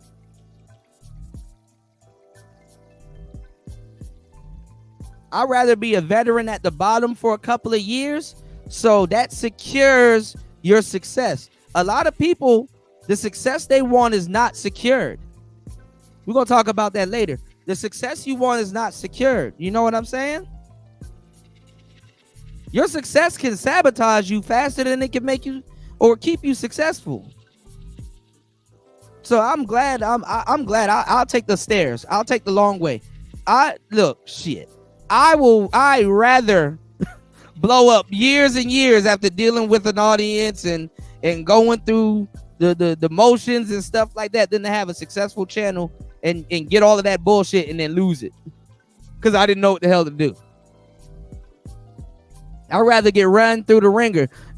Every warrior, and nobody talks about this in these spaces, warriors have to sharpen their swords. Warriors have to sharpen their swords, and sharpening your sword also makes sure that you're maintaining the quality and the optimization of your weapons. You understand what I'm saying? Make sure you maintain the quality and the optimization of your weapons. If I've gathered all of my resources here at the bottom, my success is secured at the top. I'm glad to say, hey man, if I need to know something, I can go to Miss V's channel and learn a gang of shit about what's happening and what's going on and stuff like that. I'm glad I know where to go if something ain't going right. I'm glad I learned how to actually edit videos. Some of these nights I be staying up, I don't even know what the hell. I'm like, man, I got to do a long ass live stream because that's what my audience is requiring from me.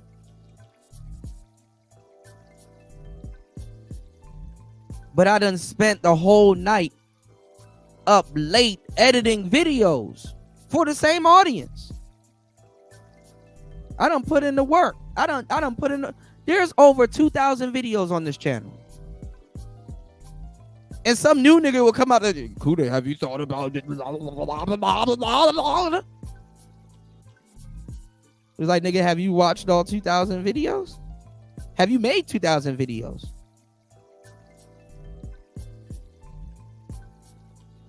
Oh, Kuda, your views are low.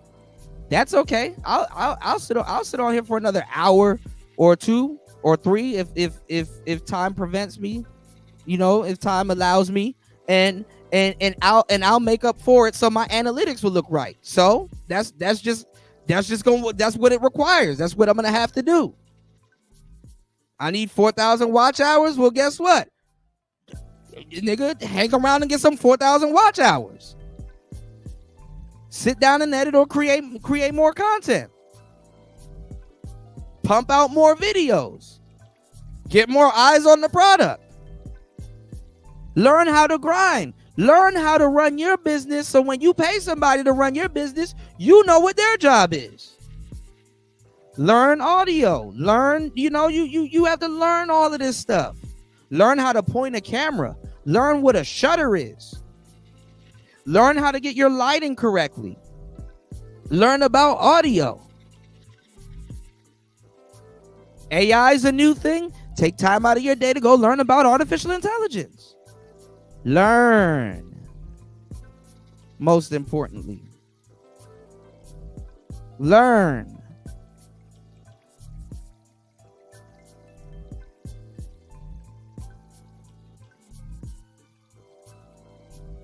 Y'all hit the like button to support the show, y'all. I'm giving y'all some good game.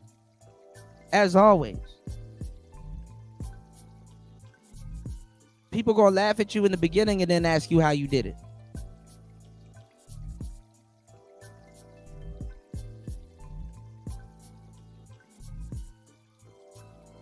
You said, or they can get a shorty that was with it. Yeah, that is a lane right there, Cap.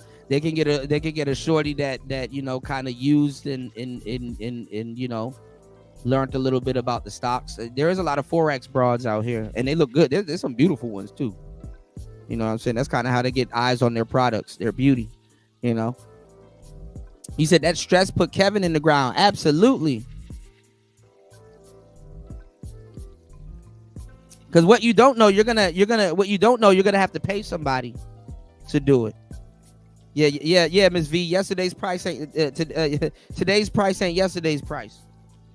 You know, you said it's about quality, not quantity. Anyway, a handful of quality is better than a gang of idle spectators. Absolutely. All right, let's get back into it. Y'all hit the like button, support the show. We in here. It's player talk. Hold on. All right, we gotta pop over here. If we can have your name and age and why you ended up this popping brother has balloon. a lot of potential. My name's Sarah. I'm 22. Okay, and why did we end up popping our balloon? But you made didn't really. I like a more humble person, not someone that responds so defensive-ish. Yeah, that's really it. Yeah. I didn't really necessarily like. That's how you fine. Hey, responded. I could just all I can do is be honest. I mean, you know, yeah, be honest. I Be your came authentic over self. here That's okay. to find a match. Sure. That wasn't matching. That's Sure, I all, mean, Queen. I 100% understand. Yes, yeah. ma'am. Sure. And I was she someone that's your type? She all right. You know, you're not really my type. I don't mean to be disrespectful. No, disrespect you know, you. but if I see you in public, I wouldn't reach out to. Totally fine. Yes, ma'am. Thank you. All right. Your name and age and why you ended up popping your balloon. Brianna, 26. My eyes are up here, baby. Are you looking at the tattoo? No, I'm looking at the hair on your arms. You know, the women I deal with, they don't have hair on their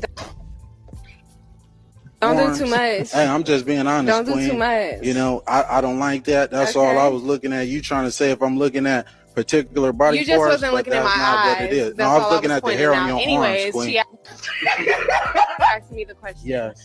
Yeah, I'm in heels and you ain't tall enough. Okay. Don't do too much. Well, though. you're not qualified, baby. All right, so that's cool. all good.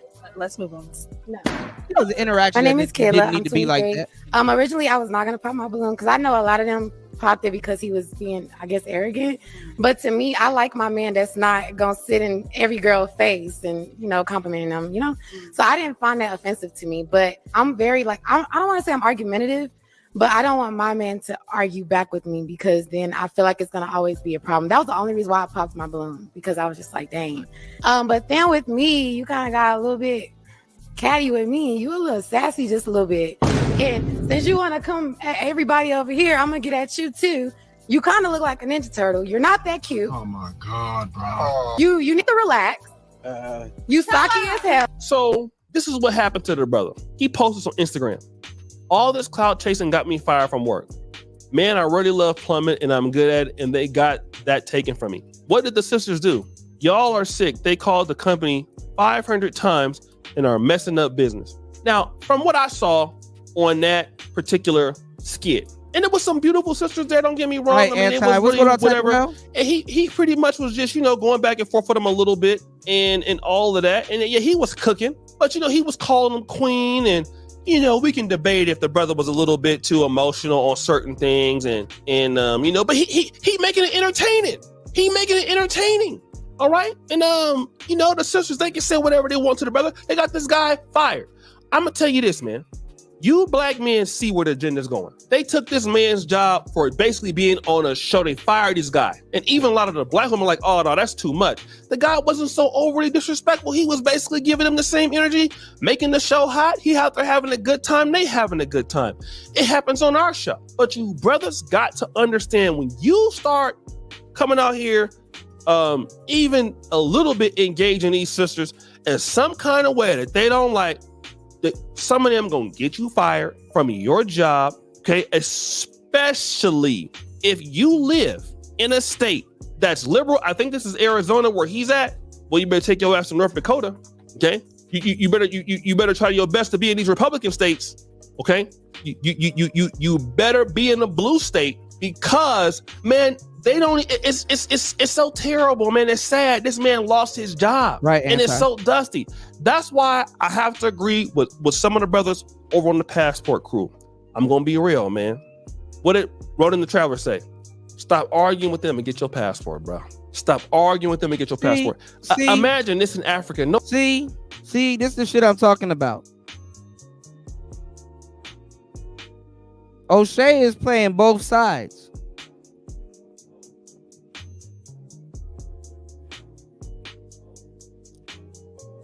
You knew where I was going, Devin. Devin, you catching on to me real quick, bro. Devin knew where the hell I was going. What's going on, Stoic?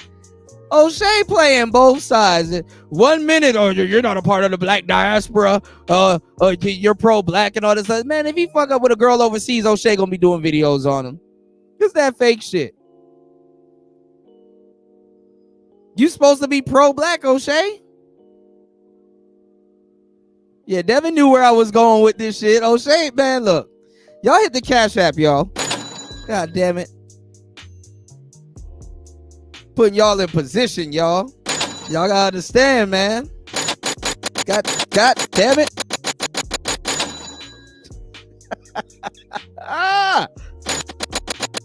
God damn it. How is this thing working? They're registered, bro. God damn it. Put it in the pocket like a motherfucking rocket. Oh, God damn it. Giving y'all some game. Fake ass. Get your passport. Then you go get your passport. Now all of a sudden you ain't pro-black.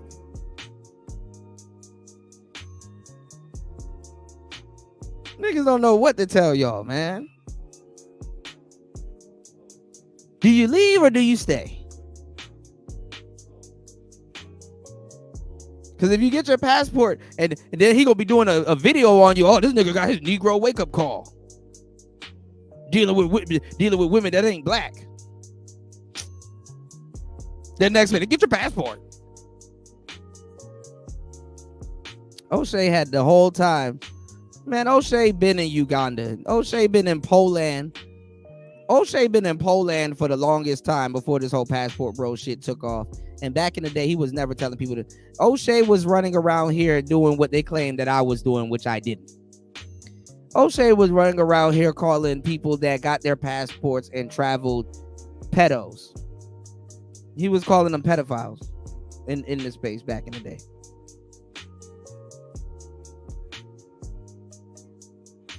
Passport bros weren't a part of the manosphere like that back in the day. You had travel bros and you had passport bros, but the manosphere didn't understand it. The manosphere was short-sighted. They were calling them PDF files, and they were running them. All of them, BMT, all of them got ran out of the manosphere back in the day. That nigga was in Poland, and he never claimed the passport bro. He never claimed passport bros back then until it got popular. He wasn't even telling y'all to date outside your race. I like O'Shea too. I'm not trying to shit on O'Shea, but there's some bullshit. Like, O'Shea came to YouTube trolling Mad Bus Driver. And Mad Bus Driver was SYSBM. When SYSBM got popular, a lot of people in the manosphere tried to jump over to SYSBM. SYSBM was completely different than what the manosphere was talking about. And then Mad Bus Driver turned it into just straight up, just date white women. So it had more male divester vibes. You have people that's still here in the space that's so loyal to what they're talking about. When trends came, they didn't change. See, I didn't change because I know what I'm talking about. You understand what I'm saying? I'm still talking about the same thing I talked about since when I first got here. Do your homework, right? Even Minister Jap, he's still reading the old manosphere script. He's calling them perverts and PDF files. And people are like, what are you talking about, Jap? Because they subscribe to the trend, and Jap is still on some manosphere shit. Because Jap been around for a long time, and Jap, he knew what the manosphere was. He knew what the manosphere was talking about and doing back in the day. So he like, nah, here this shit go again. No, we're not finna do that. No.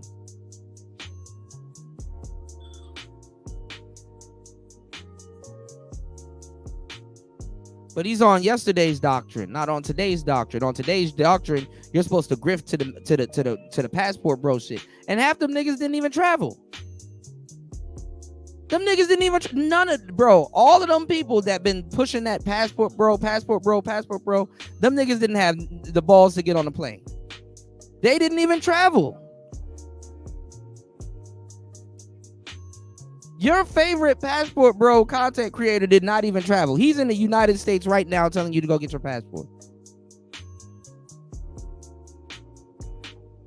Yeah, he told Obsidian he wasn't welcome. He told MOT he wasn't welcome. MOT tried to squat over there also. MOT was running around here calling himself the ambassador of the of SYSBM and the passport bros. Now he the president of the manosphere. This fake nigga. And y'all sit up here and watch all this fake shit. He getting shit talked about him, and he kicking it on panels with women, thinking that he's being cool and shit like that. You got Sexy Red running around here still doing manosphere content. She don't got no business really to get into, so she's doing manosphere content and just pesterizing niggas all over the web. Y'all niggas fall for that shit. He over there kicking it on the panel with her, and she running with the whole movement called the Rim Bros. And it's like, yeah, MOT, if you're the president of the manosphere or passport bros or all of these movements and shit like that, like you shouldn't even be kicking it over there. She talking about you and your brothers. Like, what are you doing on panels, giggling and sniggling and laughing it up with her? You're the president of the manosphere, so you should be the head nigga she talking about. All the movements that you push and things that you telling black men to do, she over there, she against that shit. She talking shit about it.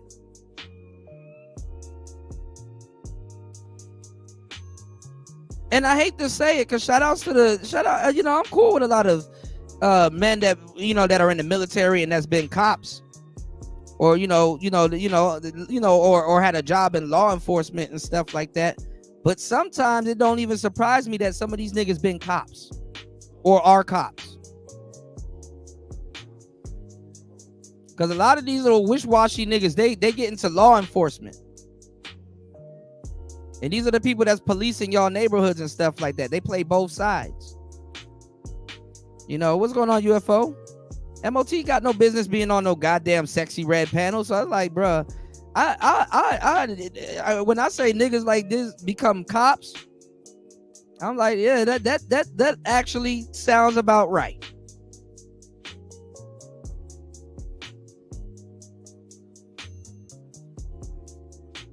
You know what cops will do? They'll arrest you for having weed and go home and smoke weed with their family.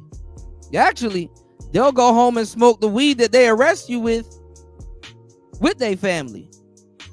Where they get the weed to plant it on you. Oh, we got it from another nigga. I remember I called a charge and shit like that. Thank God the judge was throwing everything out. I gotta tell y'all that story later. But nigga, I went to court and this was some kush. This was some purple kush. Like, nigga, I went to court for this shit and it wasn't there. There was no evidence. I'm like, this nigga took my shit and went home and smoked it. And that's what happened. That shit got thrown out. There was no evidence. He didn't submit the evidence. And them niggas don't have to go to court or ask, shouldn't the court ask them, okay, look, you arrest this nigga for weed. Where's the weed? Obviously, you arrested him. It's not in his possession no more. Why did it go missing? Nope.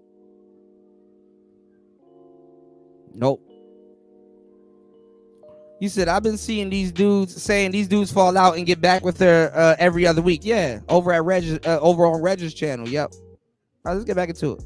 Nobody could ever get you fired in Africa if you said what he said. What he said wasn't even that disrespectful. Okay? Wasn't even that disrespectful. He giving them, in my honest opinion, the same sort of energy that they give it. What's the problem? But again, that's the agenda right now. Black men are not going to be. That's why you see these black celebrities. I always. O'Shea will sit up there and tell you to get your passport, and then say, "Oh, but you get your Negro wake up call, fucking with other races because you weren't loyal to black women." This shit crazy, man. Tell you brothers, when you see these black celebrities, they ex-wives start going in on them. They ex-wives start being disrespectfful towards them. Notice the black celebrities, they don't ever respond. When Lori Harvey, they want to get petty, start saying little silly things. What do the brothers say? Nothing. Okay. You don't hear it from Michael B. Jordan. You don't hear it from Corey Hardrick, Papoose. These women can do whatever they want. And these men don't say a mumbling word, just like Jesus. Never said a mumbling word, because they know if they say anything, it's on and cracking. And that's where it's going. You got to keep your criticisms of ladies like that. You can't really say what you want to say. Look at the whole Manosphere guys. Some of the brothers was going in and all that, but some of the guys was just stating their opinions, albeit some of it was hateful, I ain't gonna lie. And the Manosphere got wiped out completely. Only some of us guys was still left because we were a little bit more moderate. But you can't, a lot of men just gotta stop telling women. Manosphere got sold out before any of the quote unquote wiping out happened, and O'Shea was one of the people to sell out the Manosphere multiple times. Let's go. About themselves, man. And just go ahead on, man, and live your life, bro. Don't even tell them. Don't even tell them. Don't even argue with them. They don't want to do the right thing. Don't argue with them.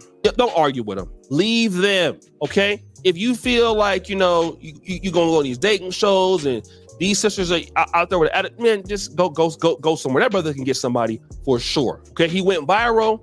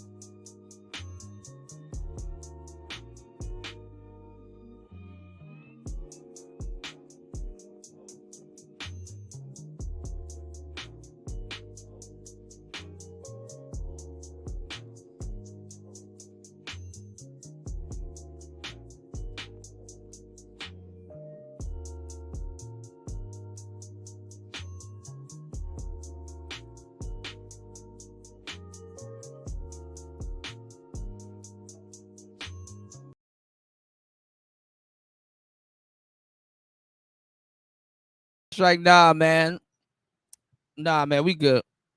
I don't know what the hell happened. We back though. All right. But no, that happens though. That you know, I kind of in a position where shit like that happens. But give me 1 second. We'll get into it. Y'all hit the like button. Let's get some more support, man. Y'all slacking on the support on today's show, man. This is ridiculous, man. Giving y'all some good game, giving y'all some good content. I'm gonna leave this one up. Give me 1 second. Let's finish this real quick, and then let's get into the another topic real quick. I want to run by y'all. Hold on. Just go somewhere. That brother can get somebody for sure. Okay, he went viral, and the one got mad and called the cops. Devin D. And Arlette Amuli, she still got the clips up there. So hey, don't let them use you, bro. So guys, what do you think? It's your boy O'Shea Duke Jackson back at it again with another episode of The Celebrity Junk. I appreciate you for all that you do. Subscribe to the bell. We're out.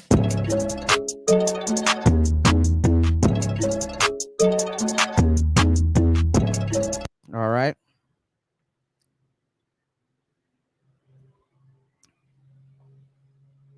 So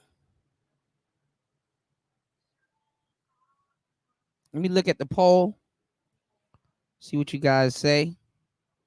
Oh, y'all playing games. So I asked the question on the poll: has your opinions about Weapon X, aka Aaron the plumber, that got doxxed on the Balloon Show, has your opinions about him changed? 23% said who? 23% says he's cool, I guess. 14% says no. And 41%, y'all fooling, man, said Jessica X. Jessica X. All right. For y'all who know, no.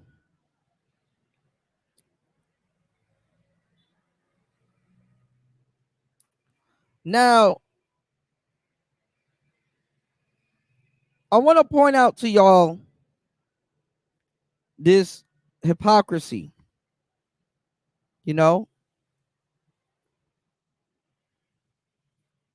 y'all hit the like button, support the show. I got you, Aaron B. You can support the show via Cash App. That's $ PTV 888. That's $ PTV 888. Or you can support via PayPal. I got you, Aaron B. Your pussy. Hey, bring the camera, son. Bring the camera. All the young girls who want to make life with pussy, your pussy will perish with you in hell. May your pussy perish with you. May your smooth pussy, creamier pussy, and tight pussy perish with you. Shout outs to Fasting. Yeah, Jessica X took down a lot of her a lot of her content. Devin D, Jessica X, well, no, she came from Fantastic, but when it's something negative, she came from here. Jessica X came from Player Talk Radio. Y'all go look at them old episodes, Y'all go look at them old episodes. People get on here lie, but y'all, the proof's in the pudding. Jessica X came from Player Talk Radio. And she wasn't the same one that you ran into. You know what I'm saying? He said her channel is gone. It still comes up in my search, but it's different. She took all her content down. You dig? Shout outs to Fasting is Life in the building. Now, yeah. She came from Player Talk Radio, but she gonna tell you that I never. Anyway. You said no, he's why they're losing. No, he's why they're losing. He's licensed by them, got fired by one job is nothing when you're licensed. Lack of understanding is futile. No, I'm saying he can start his own practice, Gold P. I mean, if he knows how to, do what he's doing, he really wouldn't have to work as much if he Well, he probably would. I don't know, man. Who am I to tell somebody what to do? You did. But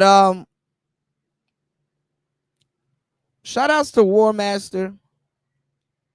And shout outs to everybody here that tuned in to the last show and the last couple of shows.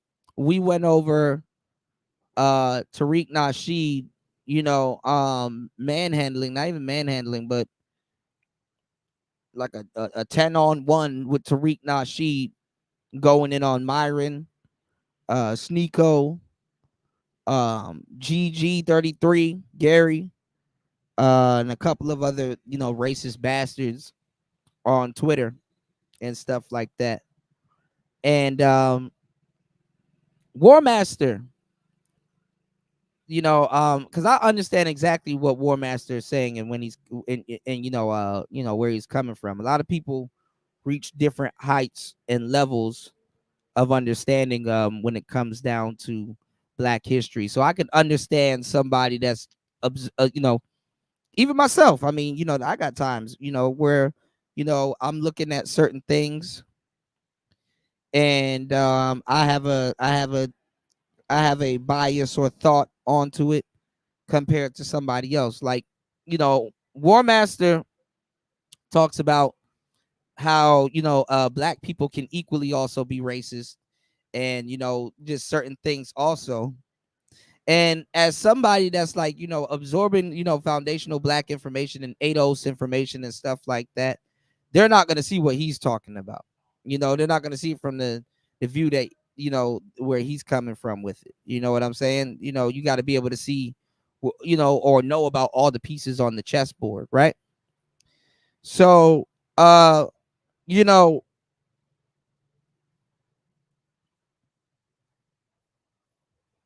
watching Tariq go in on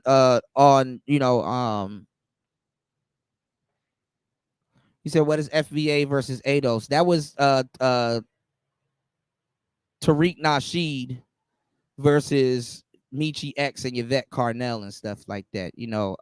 There was a FBA versus ADOS at one point.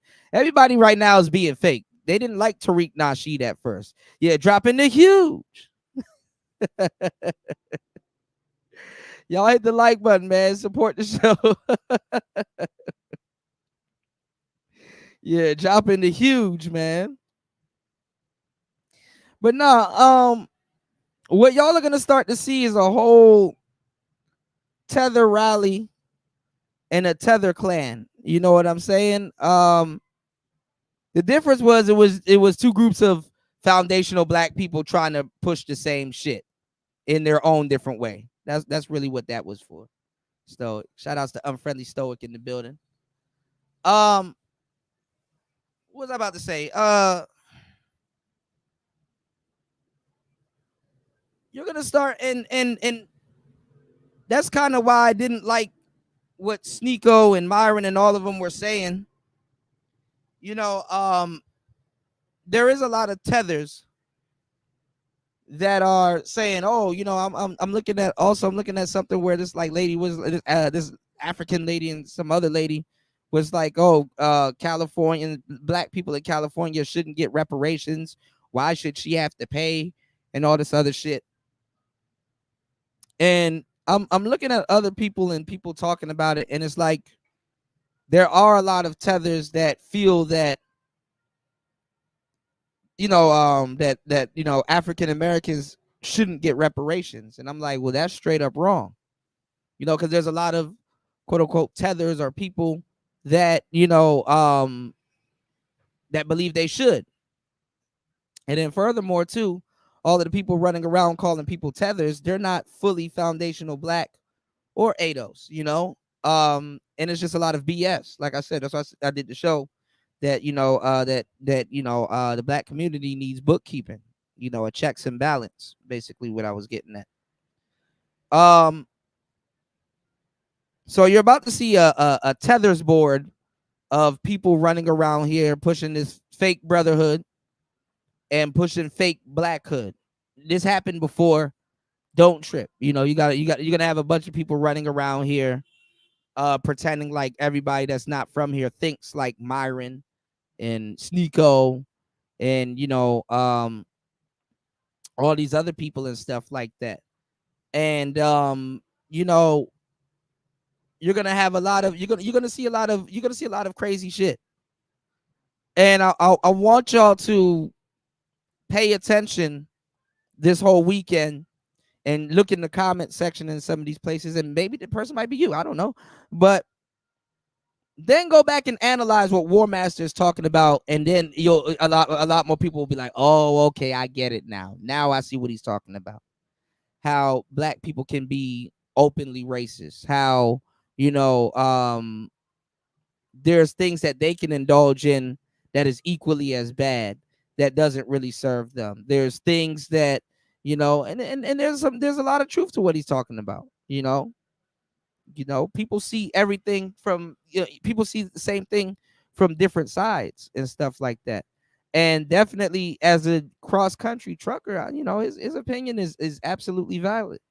It's absolutely valid.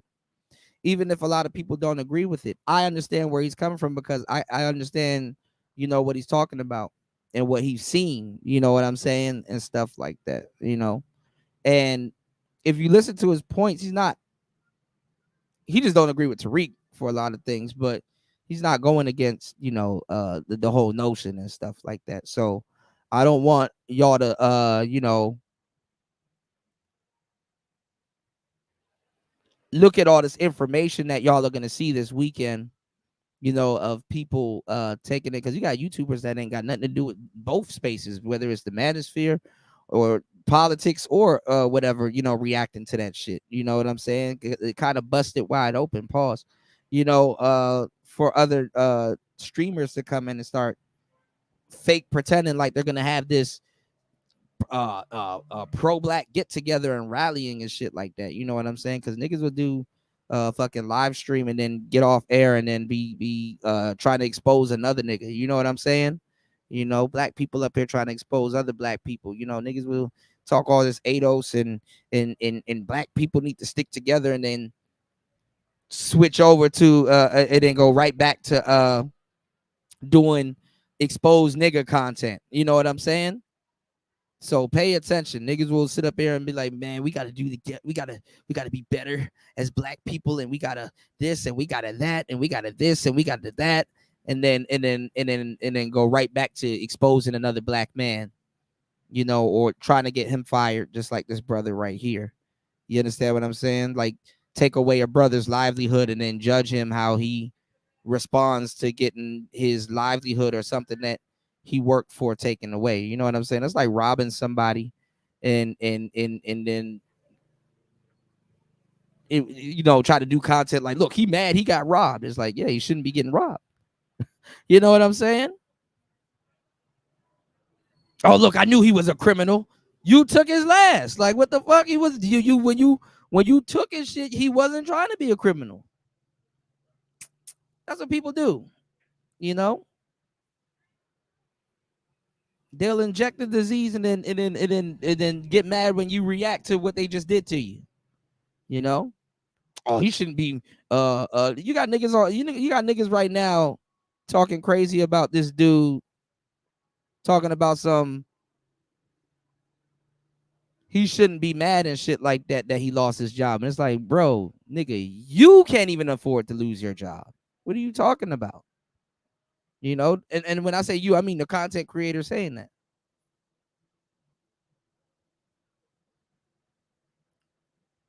Oh, that's what he gets for doing. That's what he gets for talking back to women and shit like that. Well, nigga, what do you think you get for doing content on women all day?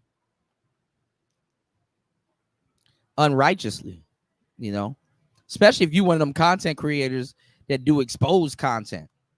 Oh, I'm gonna expose you. I'm gonna expose you. And then somebody exposes you at your workplace, and now you don't got no job. You about to lose your job. Ha! You about to lose your job. You dig? You said, what's the difference though? There is no difference. They're just two niggas are the same. you know, two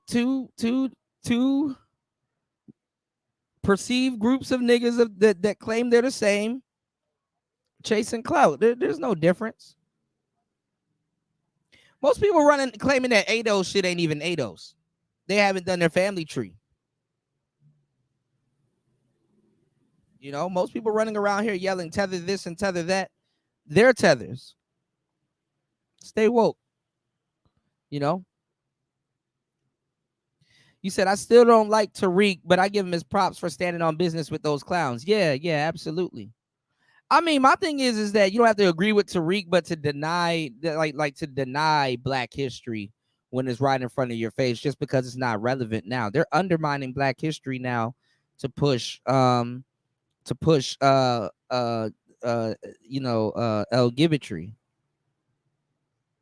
So if we sit here and let them undermine Black history to push LGBT, you know, a good piece of undermining it is saying that a group of people don't need reparations. Now, I'm of the ilk saying that, hey, you know, I think a better group of Black people should receive those reparations so they can put it somewhere, because what's the first thing people do when they get some money? They want to buy a car and they want to buy a house. That's exactly how people that got rich today got rich yesterday. People wanted to buy a car and they wanted to buy a house. You're just giving away all your reparations that you worked so hard for. That's why I was so adamant on brothers really getting their equipment in their studio and stuff together, because I'm like, for the first time in history, we actually really have a voice. You know, we actually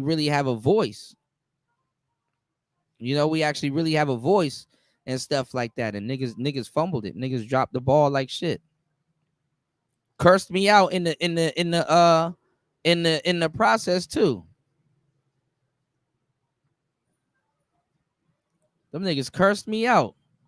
Like really, them niggas cursed me out over microphones. Them niggas cursed me out over microphones and turned around and still ended up buying mics and stuff like that and still having problems with their mics. I literally don't let these people around here lie to y'all and the Manosphere embraced DJ Kool and his knowledge about. No, they cursed me out over microphones, said that I think I know it all, and just turned into a complete bitch. They turned into a complete bitch on me.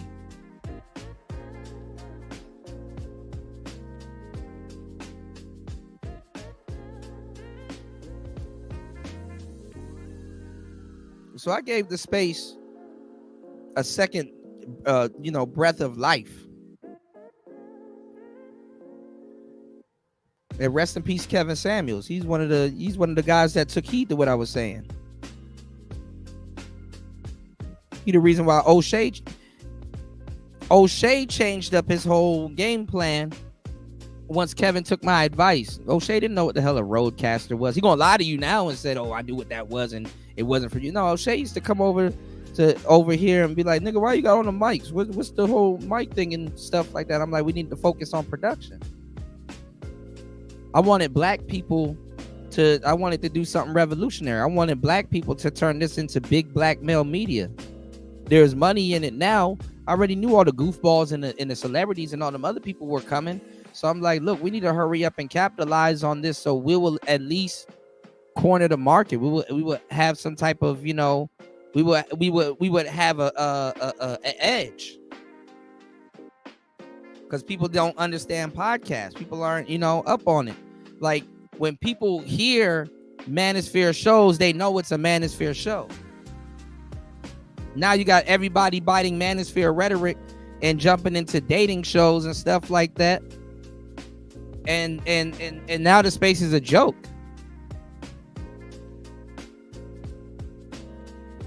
People sit up here using all of our talking points and verbiage and stuff like that, and don't even take the people that they stole it from seriously. They're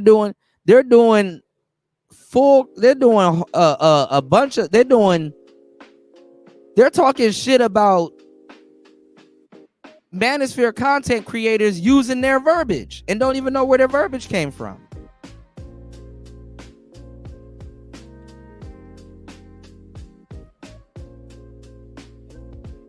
Most people here are purple pill. They're not red pill. Hopeless romantics.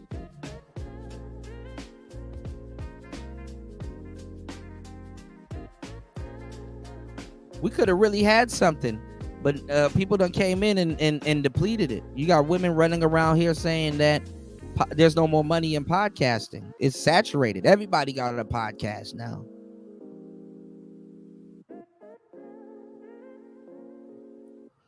That's true, UFO. That's why I played that video on the last show. They're talking about some, I didn't really have a problem with you. Yes, you did. Y'all absolutely had a problem.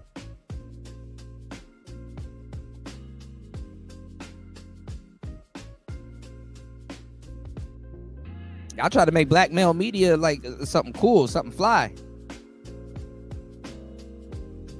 And instead of getting behind me, the manosphere done showed that they turned on me.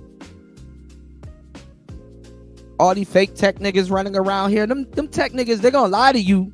Y'all go look at them old episodes while they're up, because I'm about to clean up the channel. Y'all go look at them old episodes that I got. I got a whole playlist. All them tech niggas was coming to me. I'm like, bro, you're the tech guy in the space. I'm supposed to be coming to you. Them niggas came to me with their tail in their hands. The funny part is about the manosphere turning on a nigga. That's how you know you're going to be successful. Right before you become successful, niggas will turn on you. So you got to keep going in that direction. That's what I've learned. So once you start experiencing hate and all that other stuff, you're going to be successful. You know what I'm saying? Y'all go look up that interview. Y'all, there's an interview out right now with Charleston White and Vlad. Charleston actually, and he watches this space. Charleston did a very good job on that interview. You know, people been hating me for so long. They actually gonna fuck around and like me in the end. You know, he said something to that degree, which I've stated so many times on my show.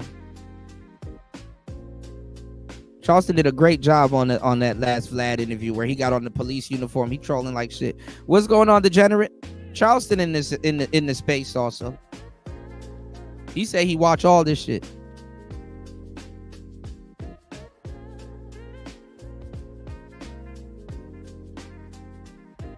Shout outs to Mike Matroke. Mike Matroke said he's a celebrity. He been around celebrities. Like you never know who watches you. And I'm like, I already know, man. Thanks, Mike. Mike might be getting my head right, man. Get my head straight. Pause. Shouts to Mike Matroke, double M.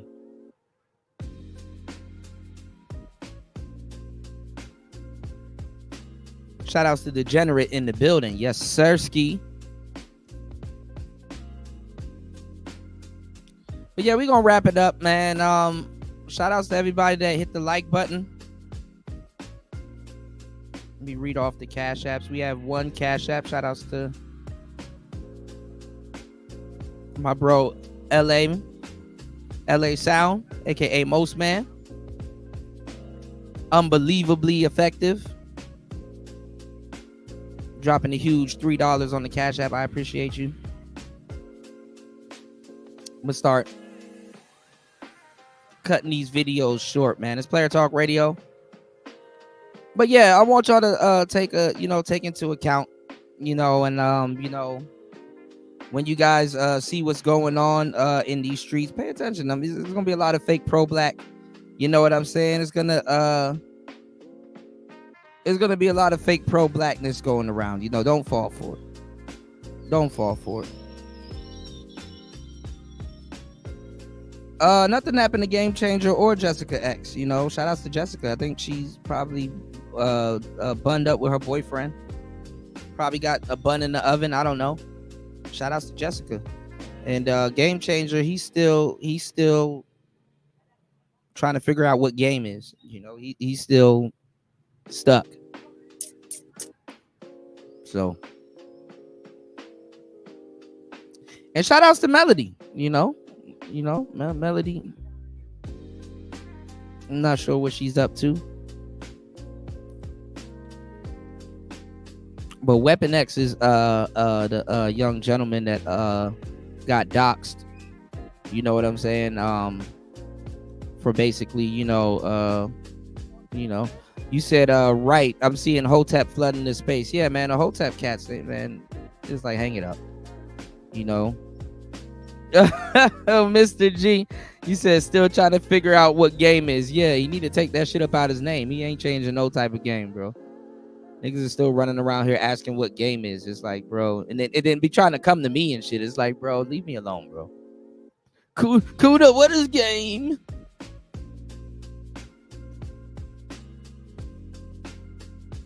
I like how they try to make game seem like it's an immature thing, and they're the ones that's immature. It's like, bro, grow up. Because at least, think about it. At least a guy with some game can run around here saying that he's playing. Because when I'm from Sidewalk University. When I turned out,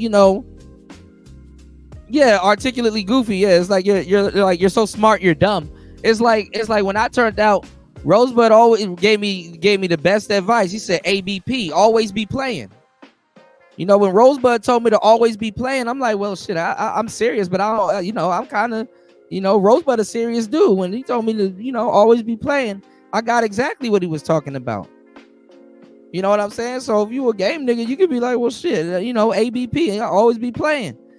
These niggas are serious. That's why I was like, shit, as a grown-ass man, even if I don't believe in game, I'm not about to get on the internet and tell around a group of bitches just to get in their graces in their favor. I'm not about to get around a whole bunch of broads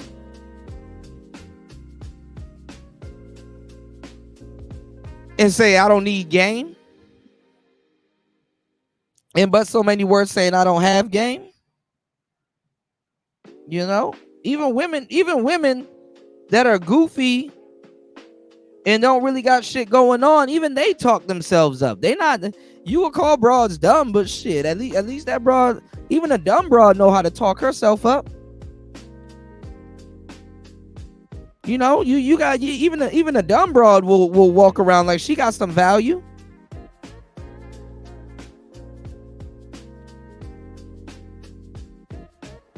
You said when you turned out. Yeah, I've been turned out. You said that wasn't no apprenticeship. I never said I was under apprenticeship. I said I turned out.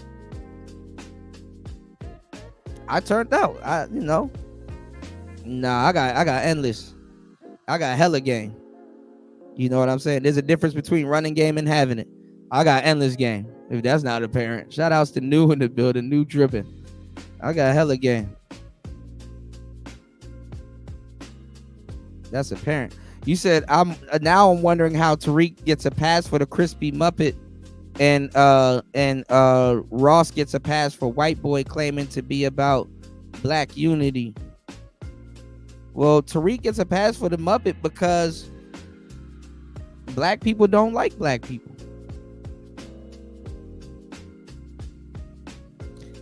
Okay, well, I learned from a true player. But I was already a player. Like I said, I kind of didn't need to learn any, and I kind of didn't need to learn any game. I had game. I've always been a ladies' man. I've always been an empath. I've always been a cool young dude. You know what I'm saying? I was a natural. I didn't need to go look for it. It's just that certain things that I think wasn't going my way, and I wanted control over it. You know what I'm saying? A natural still got control over stuff going on in his life, but there was something that was out of control, so I had to dial it back and get some, uncommon knowledge, So I was a natural. I didn't have to learn no goddamn game. I was getting all kinds of women. It's just that there was this one chick that I wanted, and I couldn't get this motherfucker. And I'm like, damn, I want to be, I had OCD. I had OCD real bad when I was young because I'm left-handed, right? I'm left-handed. So it's kind of like favorites. I guess in my past life, because people that was left-handed, they used to get their hands hit with a ruler. They used to, all kinds of crazy shit used to happen to people that write with their left hand because people wanted them to write with their right hand. What's going on, Darshan? Shout outs to everybody coming into the building. Hit the like button, subscribe, support the show, man. We 4 hours in. One supporter. We need at least 2 to 3 people on the Cash App, y'all. But no, I used to have OCD. I used to have OCD really bad. You know, shout out to Darshawn in the building. Shout out to the authors in the building, by the way. You know, real big old author in the building, Darshawn. Make sure y'all head over to his page. He's also a YouTuber. You dig? And got hella game also. But I'm gonna tell you some. I'm gonna tell you some real shit. You know, I had OCD because you know I was left-handed. You know, so I felt like if I touched something with my right hand or my left hand or my right hand had to touch it also, or I was playing favorites and all this other shit. I don't know where that shit came from. I'm OCD also with like colors. Like I remember when I was managing this yogurt shop in College Park one time, and all the chairs, people used to mix up all the chairs. The red chairs got to be with the red chairs, and the white chairs got to be with the white chairs. The blue chairs got to be with the blue chairs. And, I kind of, I'm a little bit OCD. You know what I'm saying? I think OCD now is called being a perfectionist. You said, Cap, somebody blessed you with some game claiming stolen information. Spawn, I don't even know what the hell I'm about to say to you, but just stop. Just stop. Stop it. Before you start, stop. Shout outs to Spawn in the building. You said, has Tariq used had a white Muppet? No, not that I know of. You did? Lefty bestie in our right mind, yeah. You said chat lives matter. You said if Jessica got rid of her channel, she could be in a decent relationship with a dude who doesn't tolerate. Yeah. I mean, look, and I said this about the divestors. I mean, once you get what you want, is kind of the death of your channel if you only talked about one thing. You know what I'm saying? Like if you're a divester, you're talking about getting white dudes all day and shit like that. Once you get that white dude, if you get a white dude worth a damn, he don't want you to be on here deifying him and shit. You know? So people have the audacity to actually get what the hell they want. You dig? Shout outs to Darshawn. Yes, I was born with the game. It's in me, not on me. Shout outs to I said I was a natural about 8 times.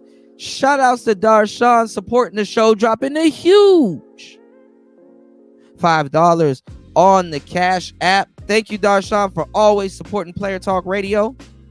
But you got to have vision. Shout outs to Darshawn dropping a huge $5 on the Player Talk reparations. Make sure you guys hit the like button and support Player Talk Radio. Let's get it. Wendy? Thanks, Chuck. We're standing here in front of the Olympic Liquor Store in Queens, where scores of African Americans have been lined up for hours. We spoke to a few of them earlier. Ladies, may we get a word? Hide the money, y'all. There's poor people around. With your broke ass.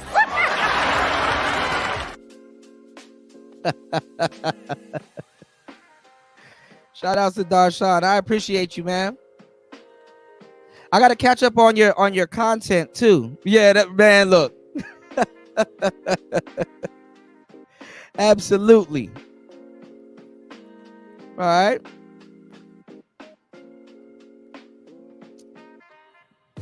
You said you're not born with it if you turned out, my G. You said you had to go through an apprenticeship. No, I was born with it. That's why I turned out fairly quickly. Okay? Said, why you lying on the internet? Why you don't know what you're talking about, Spawn? First of all, there's 3 types of niggas. I think you guys should do your homework. There's 3 types of niggas. You got guys that don't have game. You got guys that have game. And you got naturals. Okay? Well, not even have game. You got guys that have game. Which, I don't know how to say it. You have guys that don't have game. You have guys that can learn the game, and then you have naturals, okay? So let me help you out. Because if you don't know what you're talking about, you probably need somebody to help you out. So let me give you all the game. If you're a natural, there really isn't no need for you to jump in the game. but you have game. So if you're a natural and you end up jumping into the game when you already have game, you can find out that, damn, this whole time I had game. Does that make sense? Probably don't make sense to you. Okay? Sometimes naturals have to learn how to be themselves and learn that, damn, this whole time I was a natural. I knew I was a natural. I knew I kind of didn't have no interest in it at first. And then when I dialed it back and I started learning the tactics and stuff like that, I learned how to do things that I was naturally already doing. So I had game, but in a different way when I had to dial it back. Usually naturals don't dial it back because they have it. If you're getting women, you don't need to read a book or need to pick up on how to get women. But the thing is that when you got little goofy shit going on in your life where it's like, damn, there was a woman that got away. Damn, I wonder about that. Damn, it didn't sit right with me. See, I came up in a time when you can actually crush on people in real life. I didn't come up as a Generation Z. I wasn't crushing on somebody over the internet. That wasn't where I first experienced what a crush was. I actually went to a physical school. I actually had to, y'all niggas never even passed around. Nigga, remember when you used to go to on Valentine's Day? Remember when on Valentine's Day as a kid, you would have to get a pair of scissors and cut out your damn Valentine's Day card, and you can have candy and all that other stuff attached to it. But remember when you actually had to write certain people's names on the back of the card, and you have to remember everybody in your class? Like the girls would get like the pink and red and feminine Valentine's Day card, but your homeboy and shit like that, you'll give them like the Batman card that's like, yo, you a cool ass dude. Thank you for being a friend. You would give a nigga a Valentine's Day card, but it'll be Batman with like his thumbs up or something like that, or that nigga getting ready to jump off a building and shit like that. Y'all niggas never did no shit like that, nigga. We came up in honest times. Nigga, we didn't have a phone in our hands. We were passing around Valentine's Day cards and candy and shit. You know what I'm saying? So I actually had a childhood where you can actually crush on somebody, where it's like, nigga, this bitch, she about to get this good paragraph on the back of this Valentine's Day card. If she didn't know I liked her then, she gonna know now. She gonna know now. I came up in times where shit means something. Yeah, a real childhood crush. These niggas don't know about no goddamn puppy love. What's puppy love to niggas nowadays?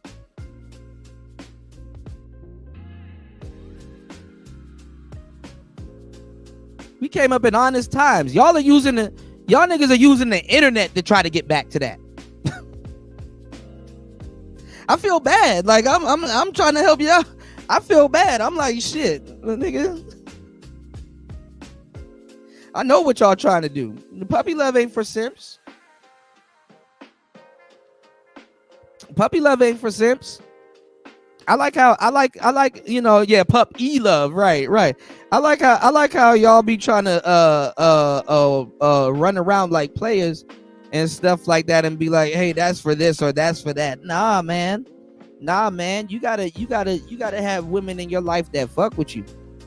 That's the problem with these niggas nowadays. You never had no woman that really fuck with you. You gotta experience it a couple of times in your life. You better have that one chick that you know for a fact, like that motherfucker right there, she'll drive off a cliff for me. You know what I'm saying? You gotta have women that'll crash out. They'll burn out for you, man. You gotta, some of y'all, it's sad. There's niggas that'll go their whole life. There's niggas that'll go their whole life and never experience that. You know what I'm saying? It's dudes that will go there. It's dudes that will go their whole life and never ever experience that. And that's unfortunate, man. You did? You said how much of your book is actually your intellectual property? All of it. I didn't use no AI or none of that. I was I wanted Alan Roger Curry to be on the forward, but he passed away. And my book is my real intellectual property. I don't have to lie about traveling. I'm in a foreign country. And I took a lot of time to sit down and write that book.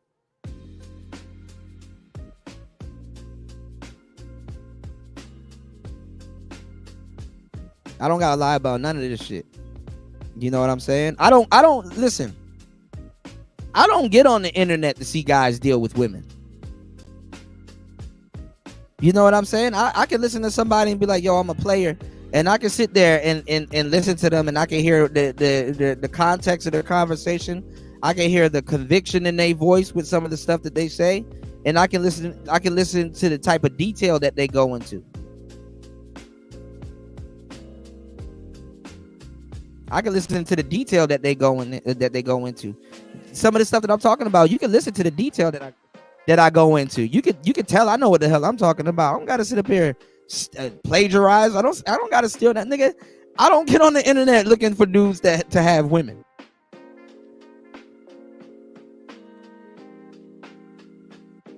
Dudes be like, I need to see alpha male strategies with a bitch so I can feel good about the bitches I don't get.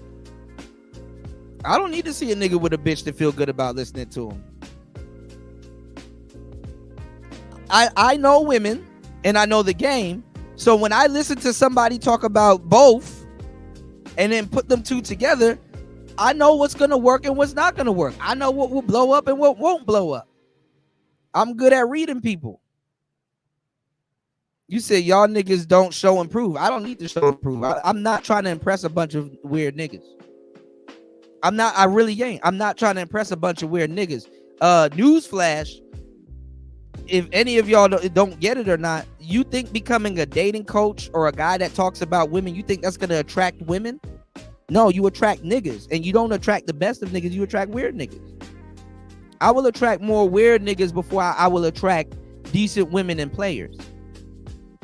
I will attract a bunch of weird dudes before I will attract decent women and players, because I'm gonna just attract dudes like, well, let me see who you're talking to, so they can sabotage it. Imagine if I had a shorty, which I would never know.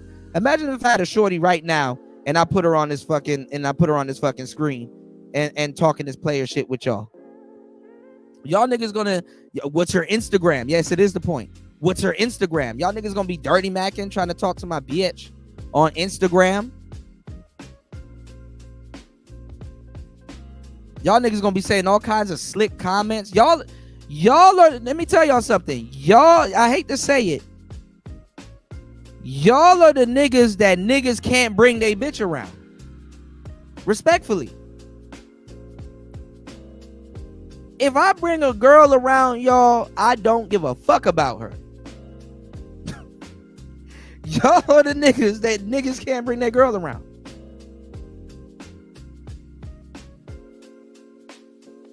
Respectfully. Bro, I did not ask you for proof.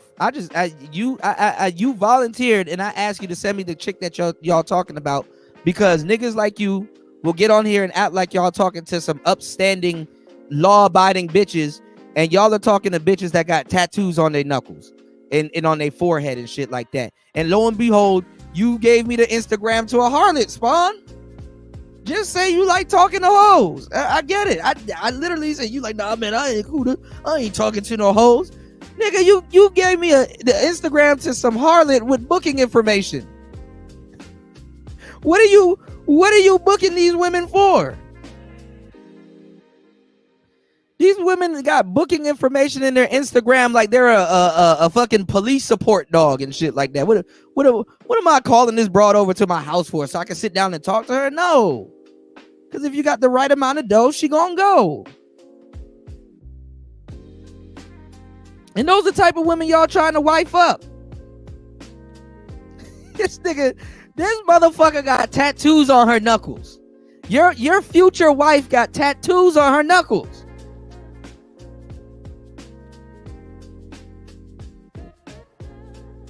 Y'all be wifing up people that look like Enchanting. Rest in peace. Y'all be trying to wife up girls that look like Enchanting. Y'all can't wait to wipe something fresh off the pole.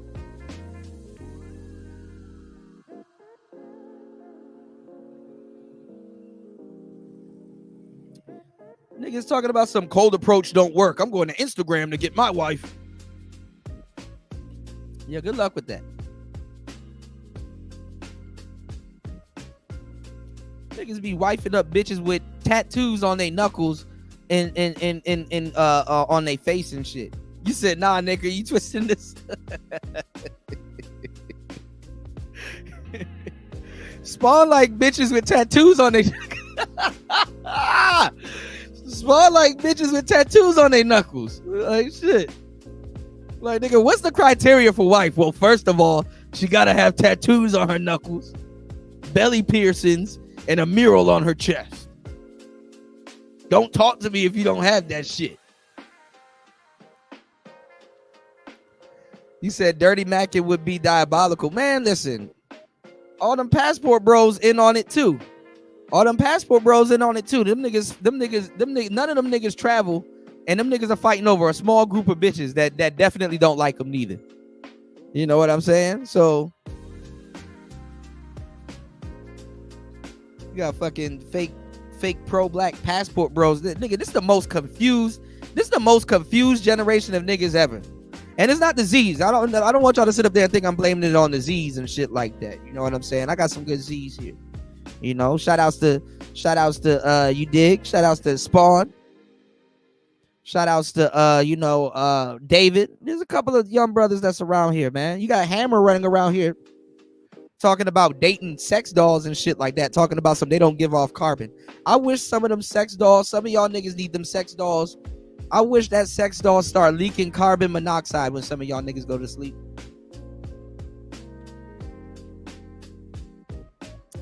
Niggas be laid up with a damn android. You know what? Android is not even gonna like y'all niggas, man. Them androids gonna turn on y'all. Like, an android don't even like y'all niggas, man. If that android is programmed to be a woman, they're not gonna like you. Women want to have fun. A lot of niggas in this space, you can't have fun with them. They're not even funny. They're not even funny.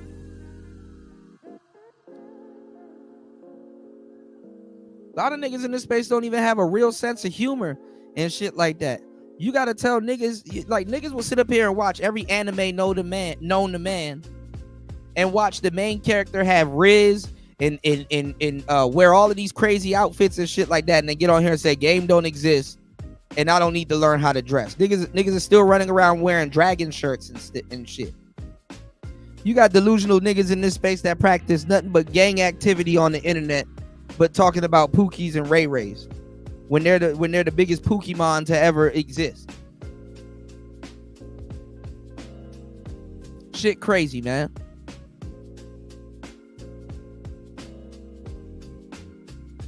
Niggas up here jumping niggas on panels and wanting to see niggas get jumped and shit like that and think they doing better than some quote unquote Pookie and shit like that. Watch these niggas when they talk about this plumbing guy. At least that nigga try to clean his life up and shit like that. You want to know why some of them let me actually give y'all the game. I'm about to be real dirty right now. I'm about to do y'all niggas dirty because y'all niggas ain't no honorable niggas anyway. Y'all some Pookies anyway. You want to know why them tech niggas and them blue collar niggas don't want them reformed street niggas in they circles? Because guess what? There's women in that office that they want to pull, and that new nigga gonna come in there and start pulling them bitches. That big buff nigga, he be them niggas that be fucking the bitches off the clock and shit like that, and having little at work relationship. It be them niggas, the reformed street nigga, and them niggas can't do shit about it.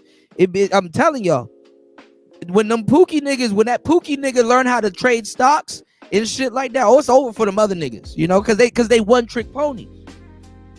They one trick ponies. Oh, I'm telling all y'all secrets. Fuck y'all. Let that Pookie nigga learn how to be an electrician or lay pipes. Pause. Or let that Pookie nigga know how to run them numbers up, or learn bookkeeping, or do some obtuse shit with tech and numbers and shit like that, and be all up in them goddamn workspaces. Man, them niggas will get promoted faster than some of these niggas. Them niggas will take all of y'all little corporate bitches that y'all scared to talk to. Them niggas, bruh.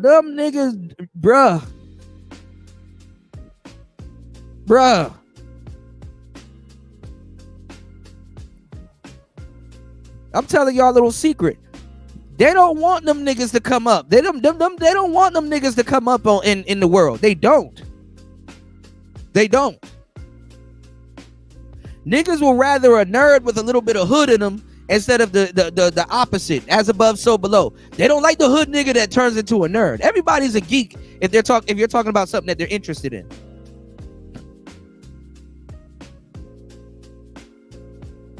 So they want to keep the pookie. You understand what I'm saying? Because that girl that's in that office that know how to do real estate, she will date the pookie. That girl that's in that same office that's doing Forex trading, she would date the pookie.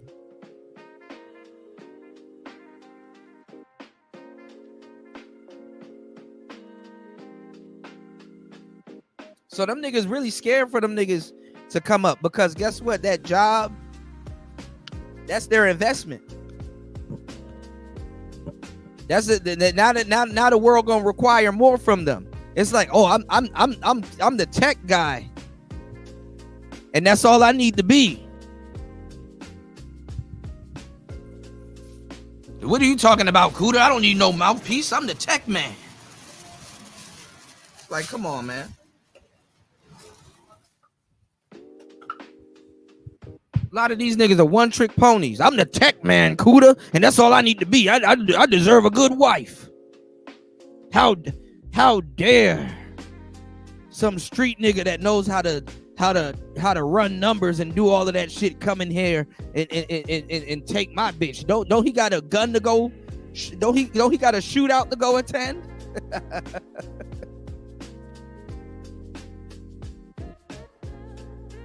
Don't he got a shootout to go attend?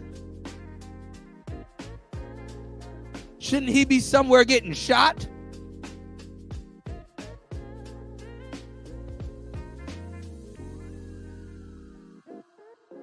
Y'all niggas, man. But anyway, that was today's show. It's Player Talk Radio. Thank you guys for hitting the like button. If you're watching the playback, we got to do better, y'all, with the support.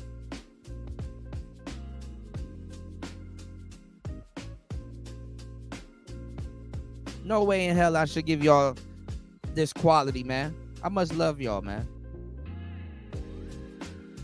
Shout out to everybody that showed love. We out. Peace.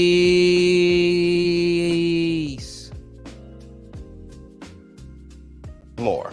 Wendy? Thanks, Chuck. We're standing here in front of the Olympic Liquor Store in Queens, where scores of African Americans have been lined up for hours. We spoke to a few of them earlier. Ladies, may we get a word? Hide the money, y'all. There's poor people around. With your broke ass.